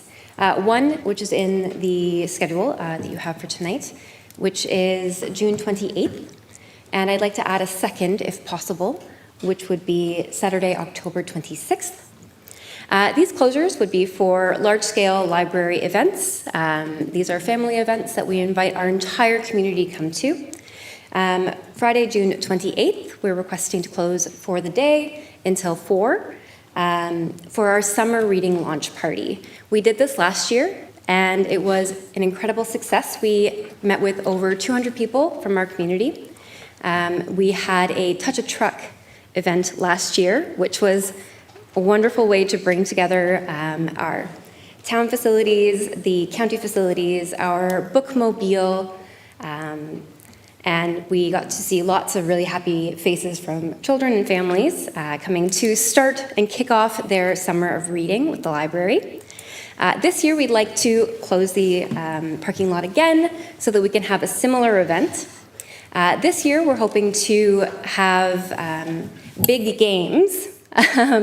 So we have Giant Connect 4, we're going to have beanbag toss, we'll do all these different fun activities, connecting them with literacy, and again, welcoming our families back for the summer to kick off our summer reading launch for the summertime. I said summer about 100 times already, so I'll move on to the second event that we're hoping to have.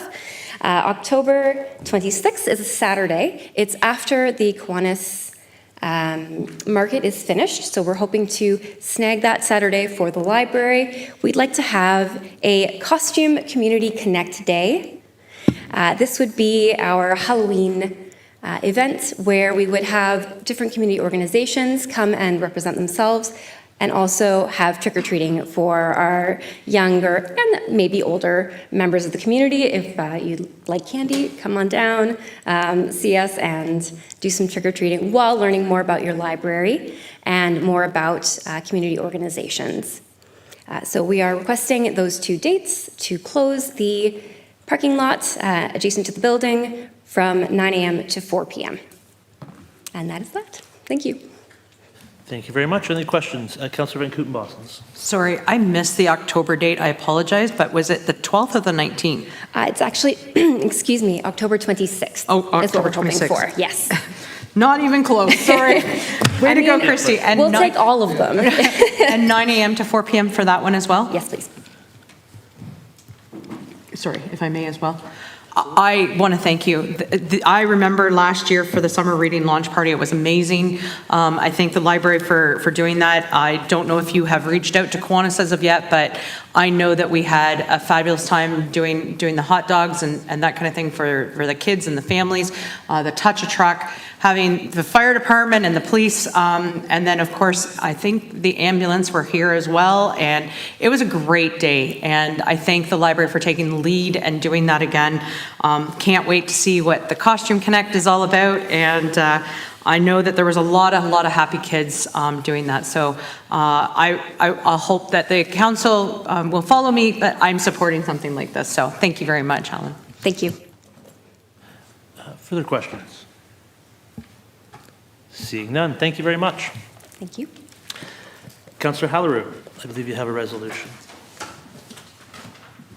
Yes, thank you through your mayor. Moved by myself, Councillor Halleru, seconded by Councillor Van Kooten-Bosens, that the Council of the Corporation of the Town of Ingersoll receive staff report C006-24 as information, and that Council direct to draft and post an ad seeking.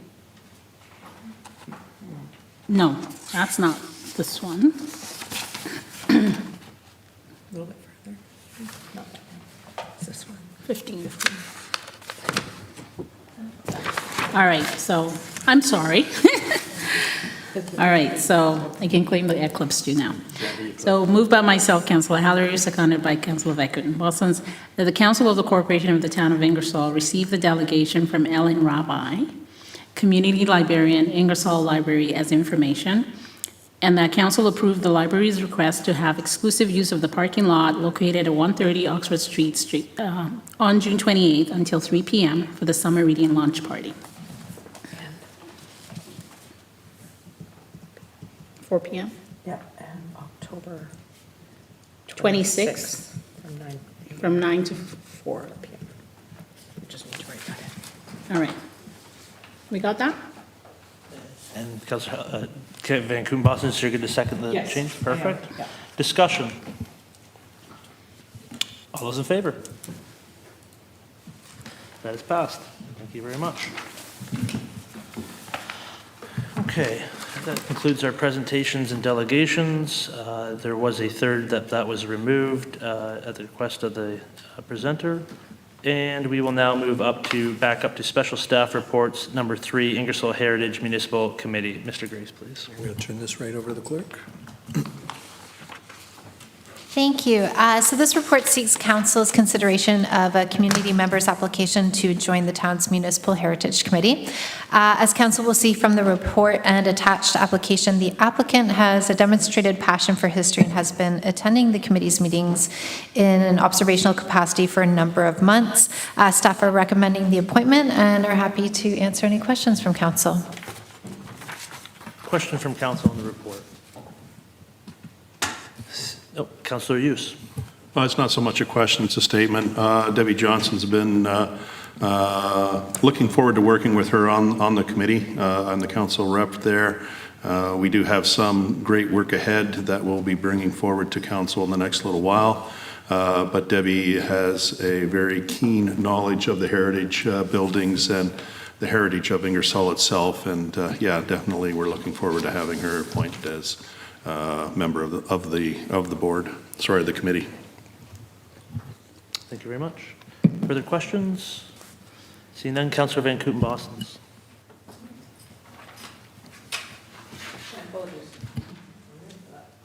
Moved by myself, seconded by Deputy Mayor Wilson, that the Council of the Corporation of the Town of Ingersoll receive staff report C-007-24 as information, and that Council approve the appointment of Debbie Johnston to the Ingersoll Municipal Heritage Committee to be formalized via bylaw 24-5305. Discussion. I will second Councillor Hughes' comments. Debbie Johnson is a very valued member of the Cemetery Board, being the chair of the Ingersoll Rural Cemetery Board, as well as, I believe, a member of the Museum Committee, and has dedicated much of her time to being to the history of the town since her retirement from being Ontario's first licensed female plumber. So she is continuing to serve her community. So I would gladly have her on the committee. Further discussion? All those in favor? Opposed? That is carried. And now we'll move on to number 4, Victoria Park South Diamond Expansion. I'll turn that to Mr. Grace, please. Thank you. Again, I'm going to try to talk as little as possible so the eclipse doesn't affect me.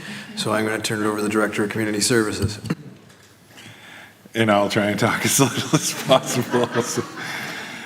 Fairly self-explanatory report in front of council tonight. Staff have got costing for the 90-foot expansion of the South Diamond at Victoria Park to accommodate 90-foot bases.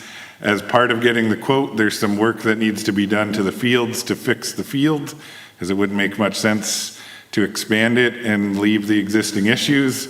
With the fixing the issues and extending the diamond, the project came in at approximately $8,000 over budget, but we've already realized a surplus through the Parks Shop LED project, which can fund that overages.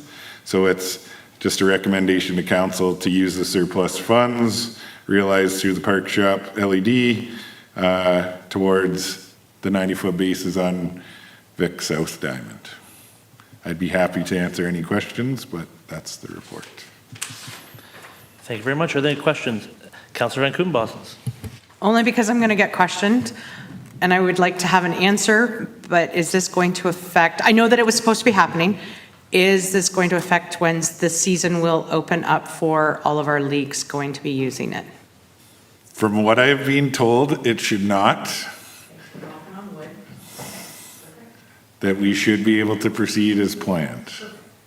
As long as I got it to this council meeting, I was told everything would be okay, so. Further questions? Seeing none, Deputy Mayor Wilson, please. Moved by myself, seconded by Councillor Hudson, that the Council of the Corporation of the Town of Ingersoll receive staff report CS-010-24 as information, and that Council approve the additional cost for the South Victoria Park Diamond expansion using surplus funds realized for Park Shop LED project. Discussion. I think this is an example of the municipality listening. During the budget presentation, there was clearly identified a need in the community, and I thank you staff for accommodating that need. And this will clear that up and allow those teams to be able to continue to play and make it even better than it was to begin with. So, any further discussion? All those in favor? Opposed? That is carried. And we will go to item number 5, which is camping in Centennial Park. Mr. Grace. Thank you. Economic Development and Tourism has done a very detailed report, so I'm going to turn it over to them to speak to camping in Centennial Park. Thanks very much. So basically, this report is just a follow-up report from last year. We proposed some new updated fees in order to sort of capitalize on what we see as a good opportunity to increase tourism into the community. The fees currently are $14.60 per night, which according to our analysis is quite low compared to some of the other campgrounds in the area. So we're looking at bringing it a little closer in line. It's still going to be lower than other sites within the area, but we're looking to bring it closer in line and promote it further. So happy to answer any questions of the report. Questions on the report? Deputy Mayor Wilson, please. Thank you, Mayor, through you. The question's actually for Chief Holmes, and I'm sorry to put you on the spot, but what is the chances that there could be fires at this location in the future? Meaning campfires, not accidental fires. Because sorry, I should clarify.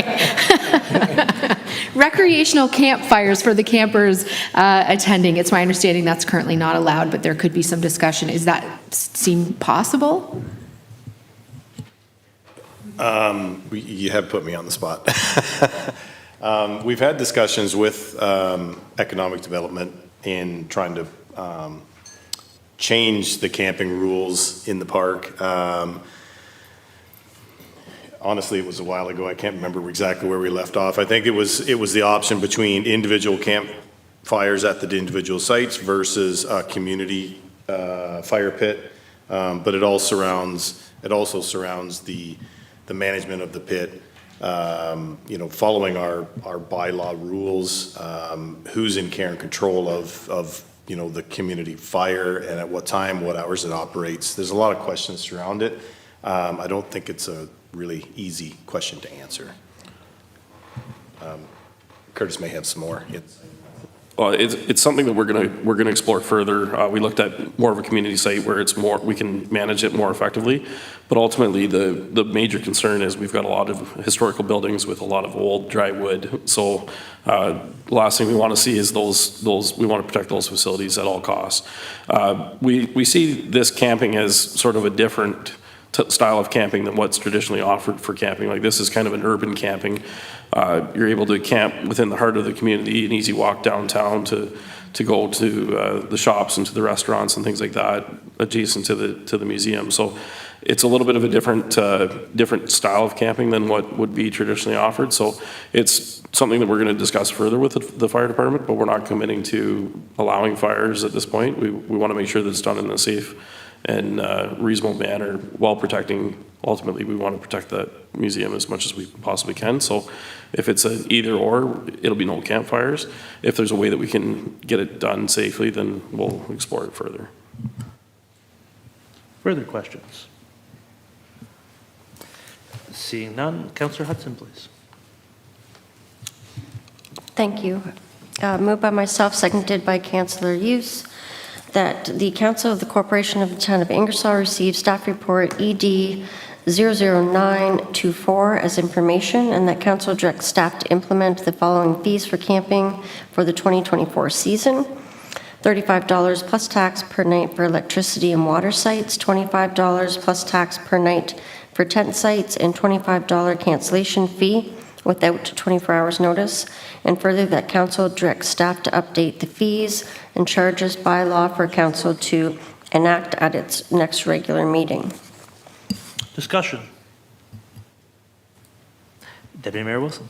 Thank you. Through you to staff. I just want to say great job on bringing this forward. I think it's very cool, and I'm looking forward to seeing what staff come up with and kind of the success that comes with it, because it is unique, kind of using the assets available to us. So great job. It's really neat to see this coming forward. And I would agree. I know we looked at different fees before, but I think these are reasonable within the amenities that we have. And so I think this provides a good balance on the ability to increase that revenue, but also to be able to make it affordable and offer something that's a little bit different than what's available out there. Further discussion? Seeing none, all those in favor? Opposed? That is carried. And we'll move on to item number 6, communication strategy. Mr. Grace, please. Yes, thank you.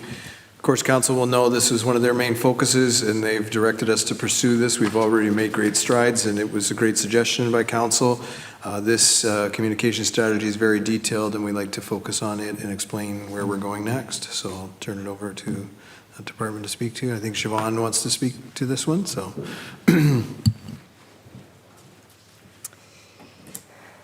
Forgive me, give me 1 second.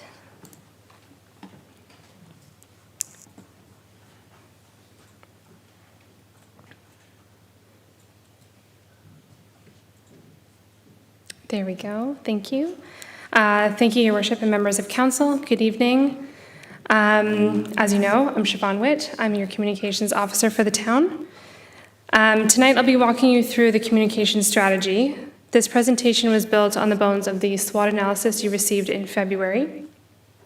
This is a living document that will act as a framework for the next 2 years. We will explore a bit of the town's communication history in our situation analysis, review roles that we currently offer for communication channels. We will also walk through the main communication objectives and the framework and timeline for the next couple years. The town saw some communication hurdles prior to the fall of 2023. There was some inconsistent branding across platforms and difficulty establishing a unified identity. This, coupled with the lack of content availability, meant there was room for improvement in informing the town on communication efforts. There has been a lot accomplished since then. We have solidified the use of the town logo versus the crest, and brand colors and fonts for the town hall socials have been secured for a unified feel.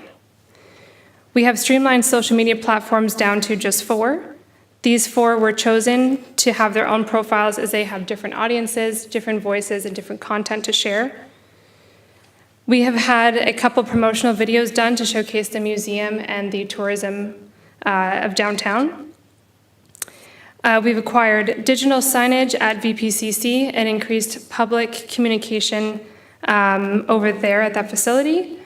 We've also completed our first digital program guide for the spring, and we are in works to do the same thing for the summer.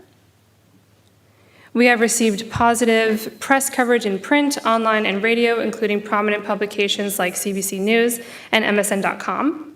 And our newest communication effort, Flash Vote, as you all know, our survey platform, we have seen success so far with that with our first survey a couple weeks ago, and we're up to 338 registrants, which is a good start. Roles and responsibilities, I'll just go over these briefly. Communication officer kind of oversees the strategy and development of communications and marketing initiatives, working with the social media coordinator to collaborate on graphic design and content creation, engaging with the public on feedback and comments, and maintaining and updating the town's website.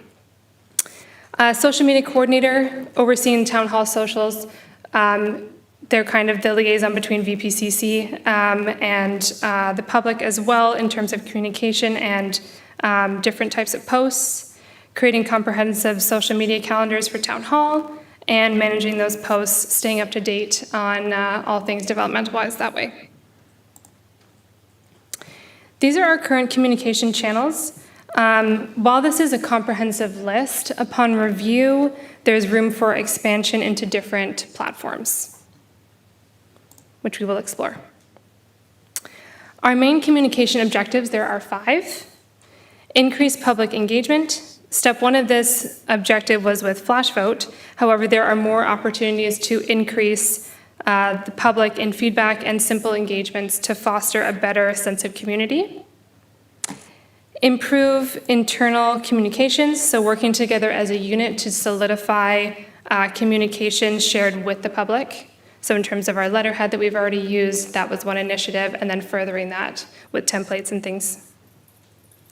Boost tourism promotion. So through videos, social media, marketing campaigns, we aim to attract new visitors to Ingersoll and drive economic growth. Highlight positive narratives. We have a lot of great stories in Ingersoll. I've heard from a lot of members of the people that are in this room. We have lots of history here, and we need to showcase that. We've got a lot going for us this year, and we need to get that out to the public. Storytelling is an ultimate driver in communications, and we have a lot to share. We want to also promote diversity and inclusion. Recognizing that we are an ever-changing community, we want to show representation through our website and social media channels to foster a sense of belonging. These are the overarching themes that will help drive our tactics that we will execute through our strategic framework. They are statements to look back on whenever we are planning campaigns or sending out messages to the public. So each tactic we deploy should stem from these overarching themes. So we are a capable, responsible, practical, and efficient government. We are a town that is consistently and constantly improving as we are proud. We are a government that cares about and empathizes with its constituents. And we are a town that is diverse, inclusive, hardworking, industrious, but also environmentally friendly. As mentioned at the top of my presentation, this is a strategic framework that is able to ebb and flow depending on budgets and priorities. Therefore, the framework will follow suit. So in year 1, in the first half, we will focus on the foundation and branding. Nailing these down will be a huge priority, as everything that follows will have to align with that. For the most part, this has been done for the Town Hall socials. However, for the other profiles like tourism, museum, and fusion, these do need some work. We will also begin drafting policies for social media, templates for staff to use, and making some initial updates to the website. There is also a goal to spotlight fusion over the next couple years to increase membership sales and programming. There's lots of potential over there, and initial planning and discussion for this will happen during this phase. In the back half of year 1, the focus moves to feedback and outreach. We will be seeking feedback on key elements of branding and channels, along with policies and platform use. Moving into consideration of holidays for inclusivity, we will be exploring what this looks like while reaching out to new audiences. We will look to engage niche communities and broaden our reach while refining the social media strategy. We will continue our efforts in developing policies and outreach programs for Fusion. In the first 6 months of year 2, it's all about implementing the strategy. Booming content and marketing campaigns along all platforms, and putting our guidelines and procedures into practice. Effectively engaging our Fusion outreach program and translating our policies into actionable items. We will look at adjusting our website and social media platforms to align with our overarching themes. Lastly, we will review and adjust in quarters 3 and 4 of the second year, and we'll answer questions like, how is our strategy holding up? Is it doing what we want it to do? How well are our themes maintained through our communication channels? Do we have to revise anything? We will evaluate new platforms we engage with, and ask for feedback on policies created. This review is critical in improving our communication with all stakeholders. From this, we can then prepare to transition into the next cycle, the next phase. A quick recap. So to sum, this communication strategy I've presented is a fluid document that serves as a framework for communications and allows us to shift when needed. It provides us with a structure to refer back to and ensure our themes align with our overall objectives for communication. This strategy establishes a solid foundation to facilitate smoother implementation of items like campaigns and outreach efforts, and provides a priority list for the team to execute. Now, we have accomplished a long list of things in the past 6 months, and by embracing this strategy, we will have a clear path to success for communications. I welcome any questions from council. Thank you very much. Questions of council? Councillor Hughes, please. Thank you. Through you, Mayor. So you have your strategy, sorry, I guess better get up here. You have your strategy set out first half of the year one, first half of year two, or sorry, second half of year one, and then so on, year two, first half, year two, second half. If you find yourself advancing quicker through what's going to happen, let's say in quarter three, quarter four, in year one, will you jump into implementing year two, first quarter, second quarter, or is that going to just carry on that way? Through you, Mayor. Yes, so like I said, because it is such a fluid document, we are able to ebb and flow that way. So if there is a different priority or we're advancing very quickly, if I become a robot, I don't know, then we can move through it a lot quicker, definitely. That is the goal. This is aimed to be a framework, and then we can kind of either add to it or take away. It's really meant for that. Councillor Van Kooten-Bostons. Thank you. This is, I think anyway, I'll speak on behalf of myself, but this is what I've been wanting to see. And there's been a lot of clear, concise things put in here. I'm happy to see that it's fluid. I'm happy to see that we've put some stuff down on paper and been able to put this framework in place. And I thank you for doing that. And I think it's a great document, and I can't wait to see the places we'll go. So thank you. Further questions? Seeing none, thank you very much. And I will call upon Councillor Hughes, please. Thank you. Moved by myself, Councillor Hughes, seconded by Councillor Hellerud, that the Council of the Corporation of the Town of Ingersoll receive staff report ED-010-24 as information. Discussion. I'll second those comments. I think that this is what we're looking for, and so it will give the corporation a way forward and some goals to achieve, and a clear path to be able to do that. Again, I like the fluidity of it. Things change, and so that the document can change, but there's goals and there's achievables there that to bring forward. So it should serve us well. A lot better than what we've had before in the past. Not that everybody's trying to do their best, but it creates having that single entity put the time and effort into coordinating all that. I think is already paying dividends, and this is just going to come even more. So, Councillor Hellerud. Thank you. Through you, Mayor. I also want to say job well done. As someone who's listened to this presentation, I truly feel welcome, and I feel a sense of belonging to Ingersoll, just with the strategic way you've put it forward, that you'd like to address communication. This is definitely most important for people that are not feeling seen. They want the town to communicate. They want to feel like they are seen, heard, and I think you did a great job, so thank you so much. Further discussion? Seeing none, all those in favor? Opposed? That is carried. And we will now move on to item number 7, please. 2024 Development Charge Study Update. And I will turn it to Mr. Graves. Yes, and I'll ask our treasurer, Irina, to speak to this one.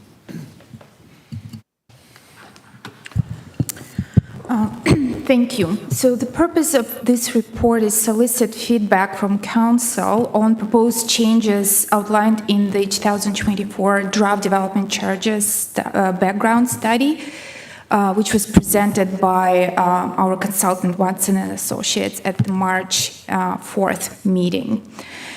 So the presentation is attached to this report as a reminder what was presented. So we're looking for council's feedback, which we would like to incorporate before finalizing the actual study. The final study is scheduled for presentation at the statutory public meeting in May of 2014. So it will be at the regular council meeting, May, I don't remember exactly the date, 13. So the proposed policy changes to the town's development charges policy provisions include removal of non-statutory exemptions for industrial and commercial development, charging DCs on farm bunkhouses for seasonal workers, phased implementation of changes on the bylaw anniversary, which will be June 10th. Then the bylaw will continue to be passed every 5 years. There is also mandatory DC indexing to occur on the bylaw anniversary date, which will be June 10th. And also, lastly, it's mandatory reductions of DCs, so the charges should be phased in over 5 years over the bylaw, the term of bylaw.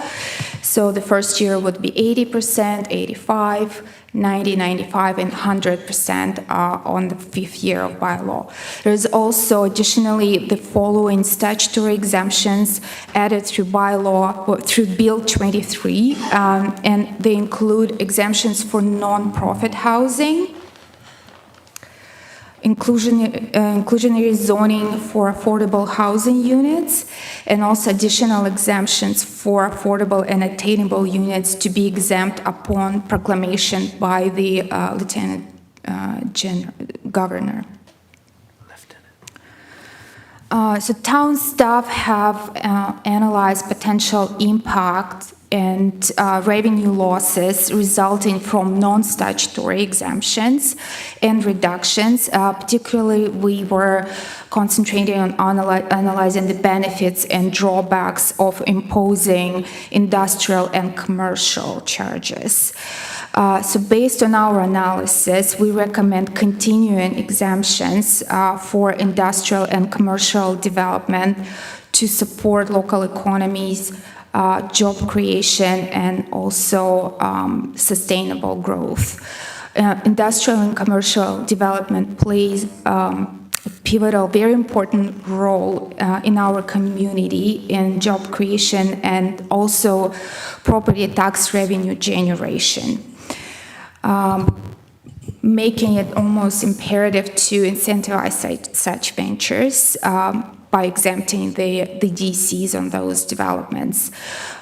Staff believe that these strategic exemptions will enable the town to strike a balance between promoting expansion and addressing municipal infrastructure needs. And also this approach aligns with town's strategic priorities of attracting new investment and fostering sustainable growth. I also would like to note that Oxford County Council passed a motion at their March 13th meeting to maintain the exemptions on industrial development charges. Should Council choose to edit any of these draft policies or exemptions as a result of public consultations or further information, they can do so prior to adopting the DC bylaw in June of 2024. And I am open for any questions Council may have. Thank you very much. Any questions of the report? Seeing none, I will call upon Councillor Halleru, please.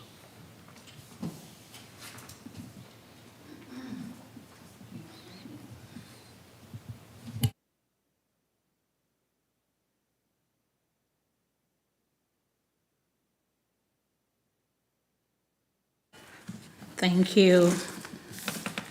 I'm just going to confirm here. 10. Moved by myself, Councillor Halleru, seconded by Councillor Van Cooten Boston's, that the Council of the Corporation of the Town of Ingersoll receive staff report T-008-24 as information, and that Council confirms that the following provisions be included in the draft updated Town Development Charge Bylaw. Number 1, policy standards. A, annual indexing of the development charges on June 10th of each year. B, expression of residential and non-residential development charges rates.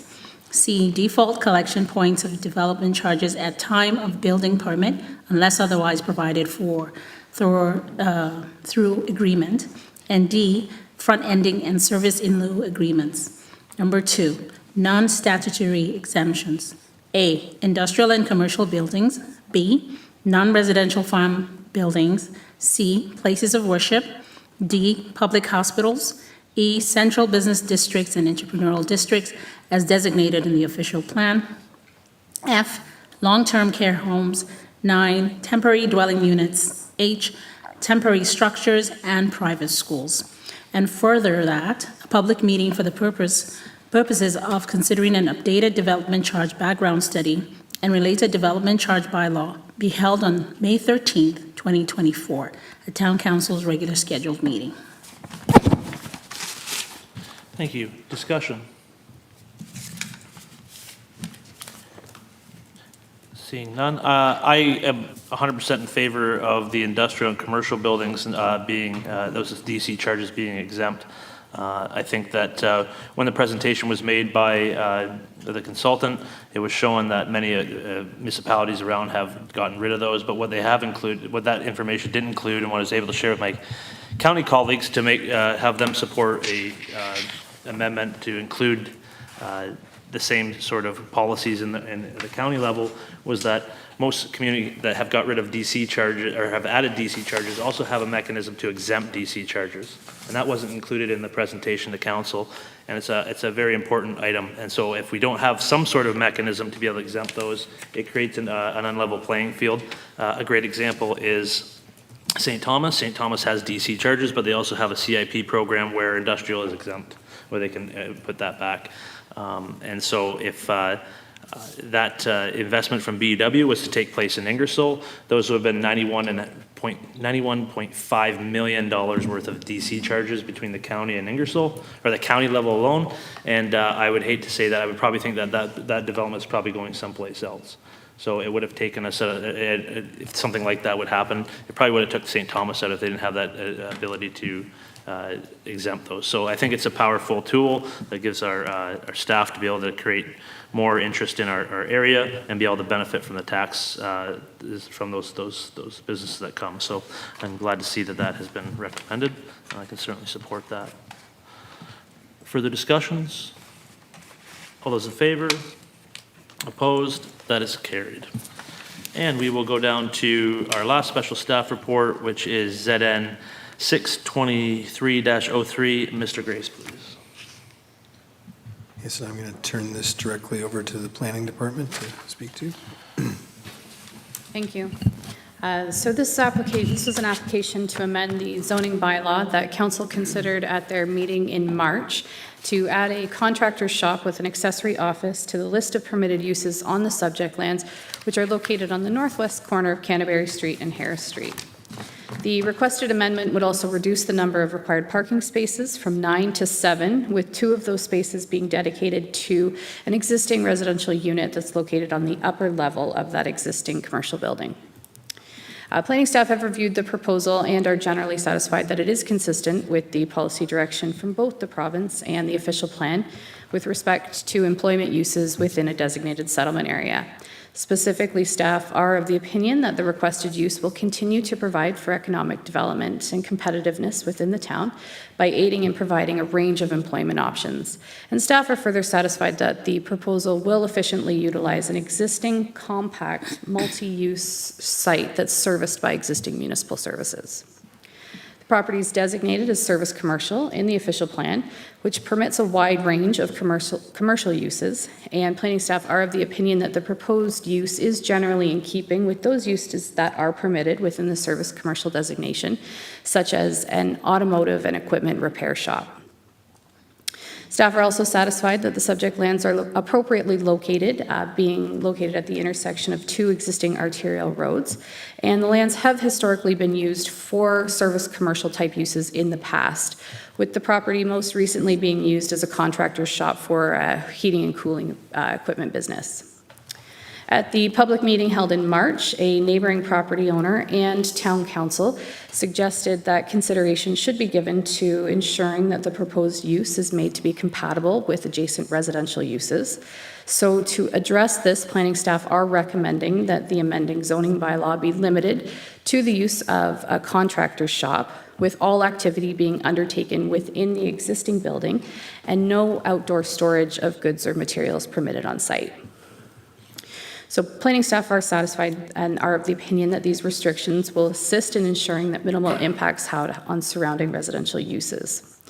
And with respect to the requested parking reduction, staff have reviewed the site plan submitted by the applicant and are generally satisfied that the proposed 7 spaces will be sufficient to accommodate the existing residential portion, as well as the storage of 4 company vehicles, which are located on the property. And the applicant has indicated that the majority of work is done off-site that's associated with the business, and no customers visit the subject property.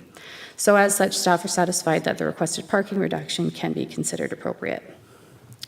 And overall, planning staff are of the opinion that the requested amendment complies with the policy direction from the province and with the official plan, and can be supported from a planning perspective, and a bylaw has been prepared for council's consideration. Thank you. Thank you very much. Questions of the report? Councillor Halloran, please.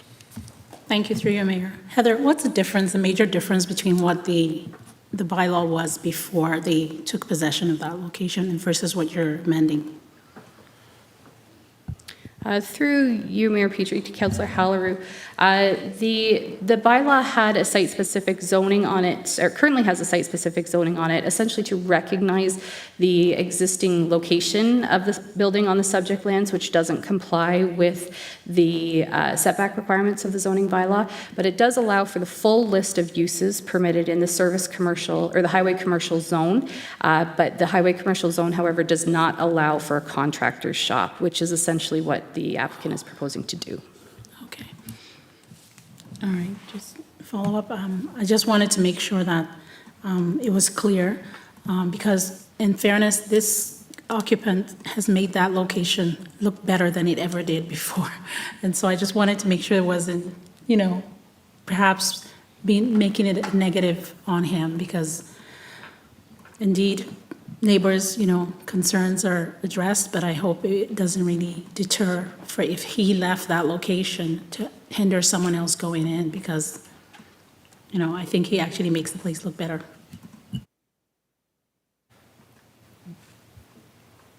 Through you, Mayor Petrie, we are proposing to add a contractor's shop in addition to all of the existing uses that would be permitted on site. So it would still provide for that entire range of highway commercial uses, plus the proposed contractor's shop.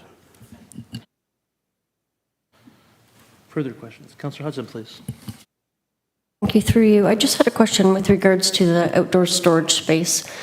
I recall before, I think there were a couple of containers on the property that were being used for storage space. Does that count as no outdoor storage space, or are they aware that those are going to have to go? Through you, Mayor Petrie, to Councillor Hudson. The zoning bylaw does permit cargo containers on land zoned highway commercial, so they would be permitted to retain those structures, and they would be able to utilize those for storage purposes. Thank you. Thank you. Further questions of the report? Seeing none, I will call upon Councillor Van Kooten-Bosens, please. Thank you, Mr. Mayor. Moved by myself, seconded by Deputy Mayor Wilson, that the Council of the Corporation of the Town of Ingersoll receive Planner's Report CP 2024-113 as information, and that Council of the Town of Ingersoll approve the zone change application submitted by 10004000199 Ontario Inc., Harry Murray, whereby the Special Highway Commercial Zone HC-8 that applies to the lands described as Lot 40, Block 61, Plan 279, in the town of Ingersoll are to be amended to add a contractor shop and accessory office to the list of permitted uses and to reduce the number of parking spaces to 7. Thank you very much. Discussion. I personally be supporting this. I think that the necessary items have been put in place to ensure that the neighbors' concerns are taken care of, but recognizing the historic use of this property and its longstanding use as a contractor shop for many, many years without any detriment to the community. So I think that this should be able to continue as long as it's kept in an agreeable manner. So I can support that. Further discussion? All those in favor? Opposed? That is carried. And we'll now move on to correspondence. And Deputy Mayor Wilson, please. Thank you, Mayor. Moved by myself, seconded by Councillor Hudson, that the Council of the Corporation of the Town of Ingersoll receive the correspondence from Tammy Murray, President, Oxford Pride Committee, as information, and that Council approve raising the progressive pride flag in Dewan Park on May 31st for 30 days in support of the LGBTQS+ citizens of Oxford County, and that Council approve sponsorship of the Oxford Pride Guide as a platinum level sponsor in the amount of $1,000 to be funded from the Community Development Grant budget. Thank you very much. Discussion. Deputy Mayor Wilson, please. It was my job to fill in the blank here. Last year, through you, Mayor, last year we sponsored in the amount of $500, I believe, and I heard lots of feedback from the community about how proud they were to see Ingersoll featured so prominently in the Pride Guide, and it mattered to the community to see Ingersoll contributing to what was being celebrated in Pride Month. And I think bumping up to platinum gives us the extra opportunity to be recognized on the radio, to have an opportunity to speak at the Family Day event, and a few extra perks. That's a full-page prime spot. I think it underscores our message to the community that we are going to continue this commitment and give us some extra. I think this is a very affordable marketing opportunity for the town. And so my thought process around $1,000 was that it's a contribution that we could make to their efforts this year. Thank you very much. Further discussion? I'll just say that I agree. We've been raising the pride flag for 2014, I believe, and so it's good to show continued support and make sure that this is people are feeling welcome, and that yeah, I do believe it's good value for dollars for advertising, so I can support that. Further discussion?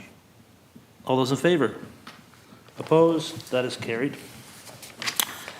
And we will go to Oxford Housing Action Collaborative letter, and Councillor Hudson, please. Thank you. Moved by myself, seconded by Councillor Hughes, that the Council of the Corporation of the Town of Ingersoll receive the correspondence from the Oxford Housing Action Collaborative as information.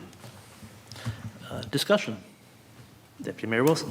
Thank you, Mayor. If I may provide a bit of comment on this correspondence. So the Oxford Housing Action Collaborative does sit as the pillar for the Safe and Well Steering Committee for the initiatives that are surrounding housing. But the most recent Safe and Well meeting I sat in on, the steering committee made it quite clear that encampment protocols are not part of Safe and Well. And so when we're seeking feedback in the future, I think we had asked Safe and Well to perhaps provide some comment on the protocol that comes forward.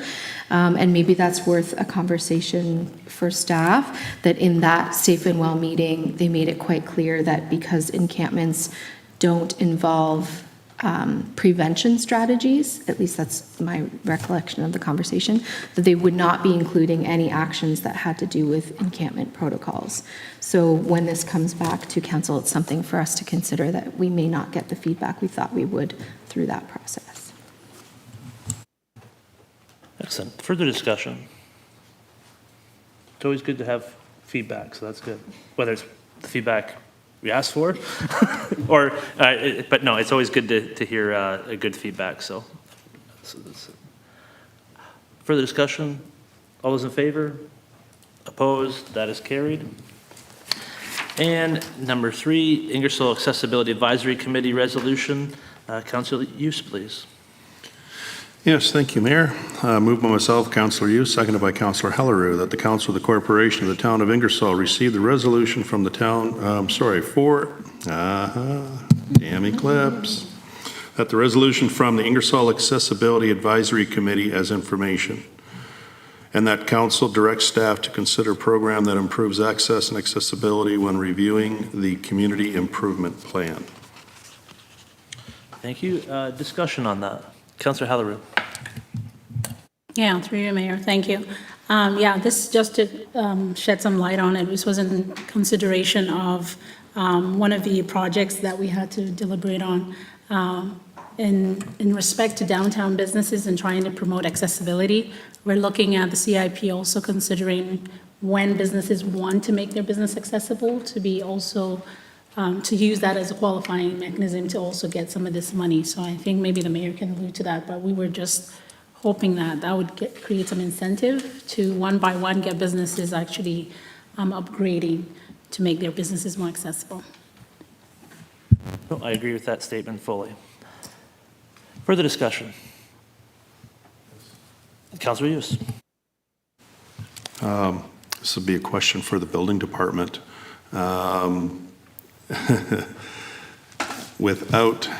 Can you make a general comment on the potential availability of the commercial buildings downtown, the businesses, making their accessibility into their building better from, I guess, street level on the main street?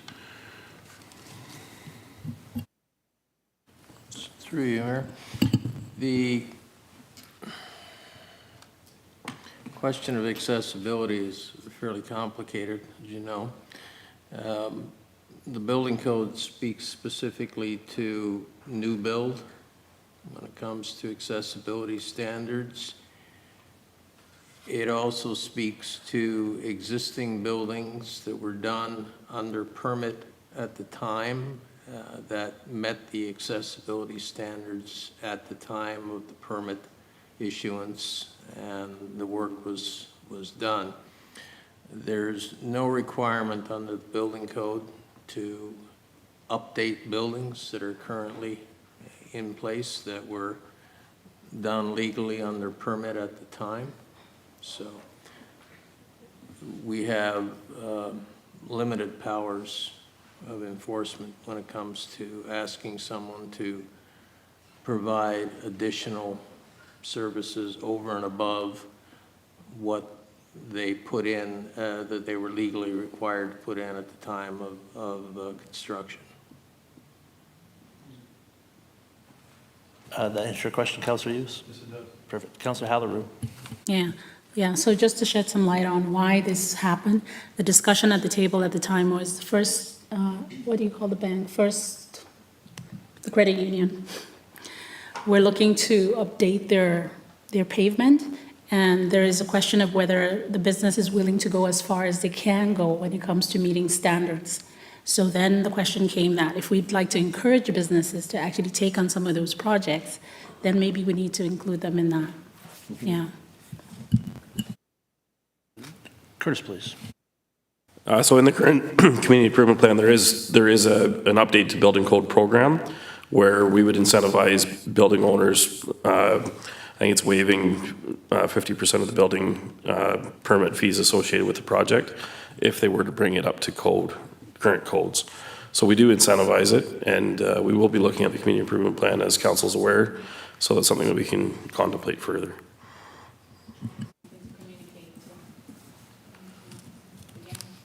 Excellent.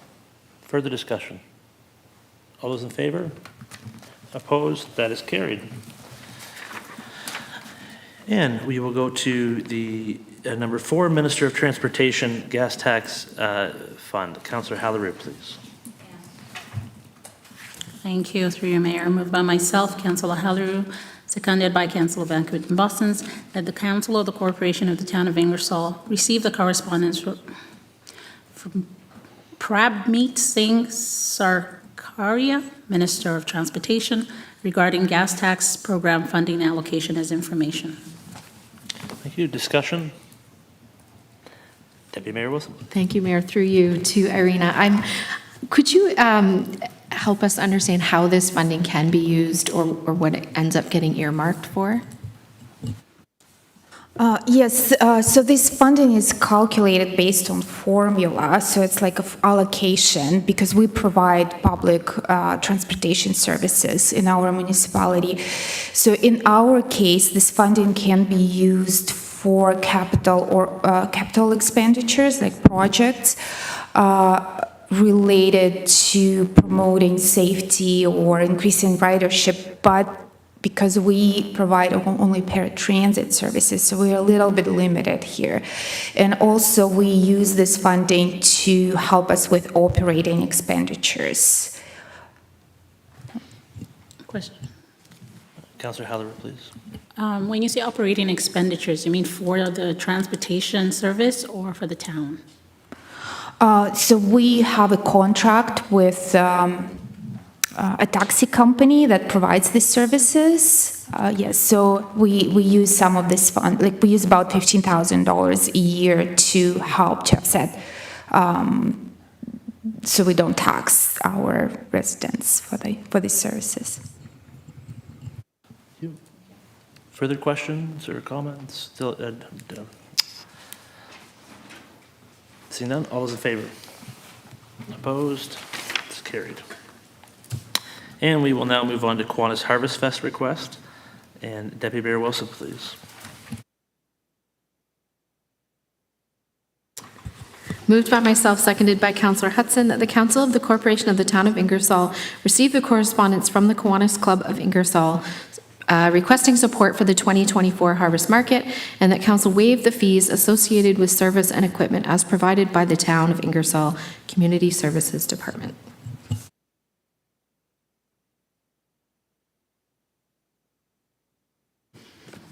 If I remember correctly, we did waive it last year, correct?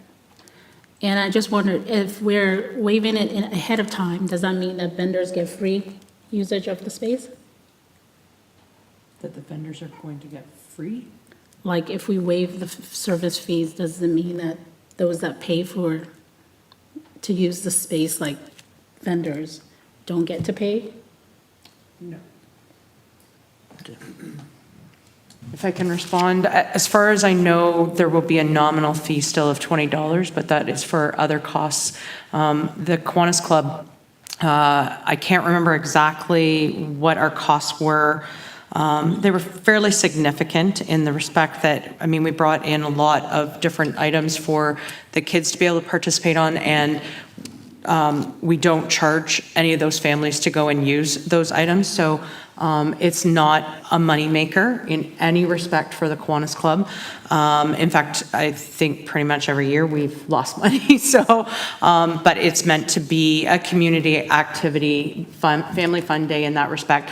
Again, it's a nominal fee of $20. I think it's $20. Don't quote me. I apologize that I didn't come prepared with that figure, but I think it's $20 for regular vendors, and I think it was a little bit more for food vendors, but I will try to get that information and send that out to council. So, I just want to make sure that people are aware that that is how it's structured, because, you know, we just did the budget and we kind of waived it after the fact, and this is a request prior, so I just wanted to make sure that it was clear. Mr. Graves? Yeah, and the Kiwanis is doing the town a great service by providing this event, so we greatly appreciate it. That's why the recommendation for the waiver. Perfect. Further discussion? Councillor Hughes? No? All those in favor? Opposed? That is carried. Looking forward to that. And now we will go to considerations of bylaws. Councillor Van Kootenbossen's, you have a resolution to go to committee of the whole, please. I do. Thank you, Mr. Mayor. Moved by myself, seconded by Deputy Mayor Wilson, that the mover have leave to introduce and go into committee of the whole on the following bylaws. 1, zoning bylaw amendment ZN 6-23-03, bylaw 24-5304. 2, appoint citizen member to the Ingersoll Municipal Heritage Committee, bylaw 24-5305, and 3, April confirmation bylaw, bylaw 24-5306. Council and the Committee of Whole, Mayor Petrie in the chair. On motion, the bylaws are accepted as circulated, and that constitutes the first and second reading of the bylaws. Thank you. Discussion? Seeing none, all those in favor? Opposed? That is carried. We're now in the Committee of the Whole. Would anybody like to discuss any of the bylaws? Seeing none, Councillor Hudson, please. Thank you, through you. Moved by myself, seconded by Councillor Hughes, that the committee do now rise out of Committee of the Whole. Discussion. All those in favor? Opposed? That is carried. And Councillor Hughes, please, third reading. Moved by myself, Councillor Hughes, seconded by Councillor Helleroux, that the bylaws 24-5304 to 24-5306 be now read a third time, passed, signed, and sealed, and this constitutes the third reading of the bylaws. All those in favor? Opposed? That is carried. And Councillor Hudson to adjourn, please. Or Councillor Helleroux, please, to adjourn.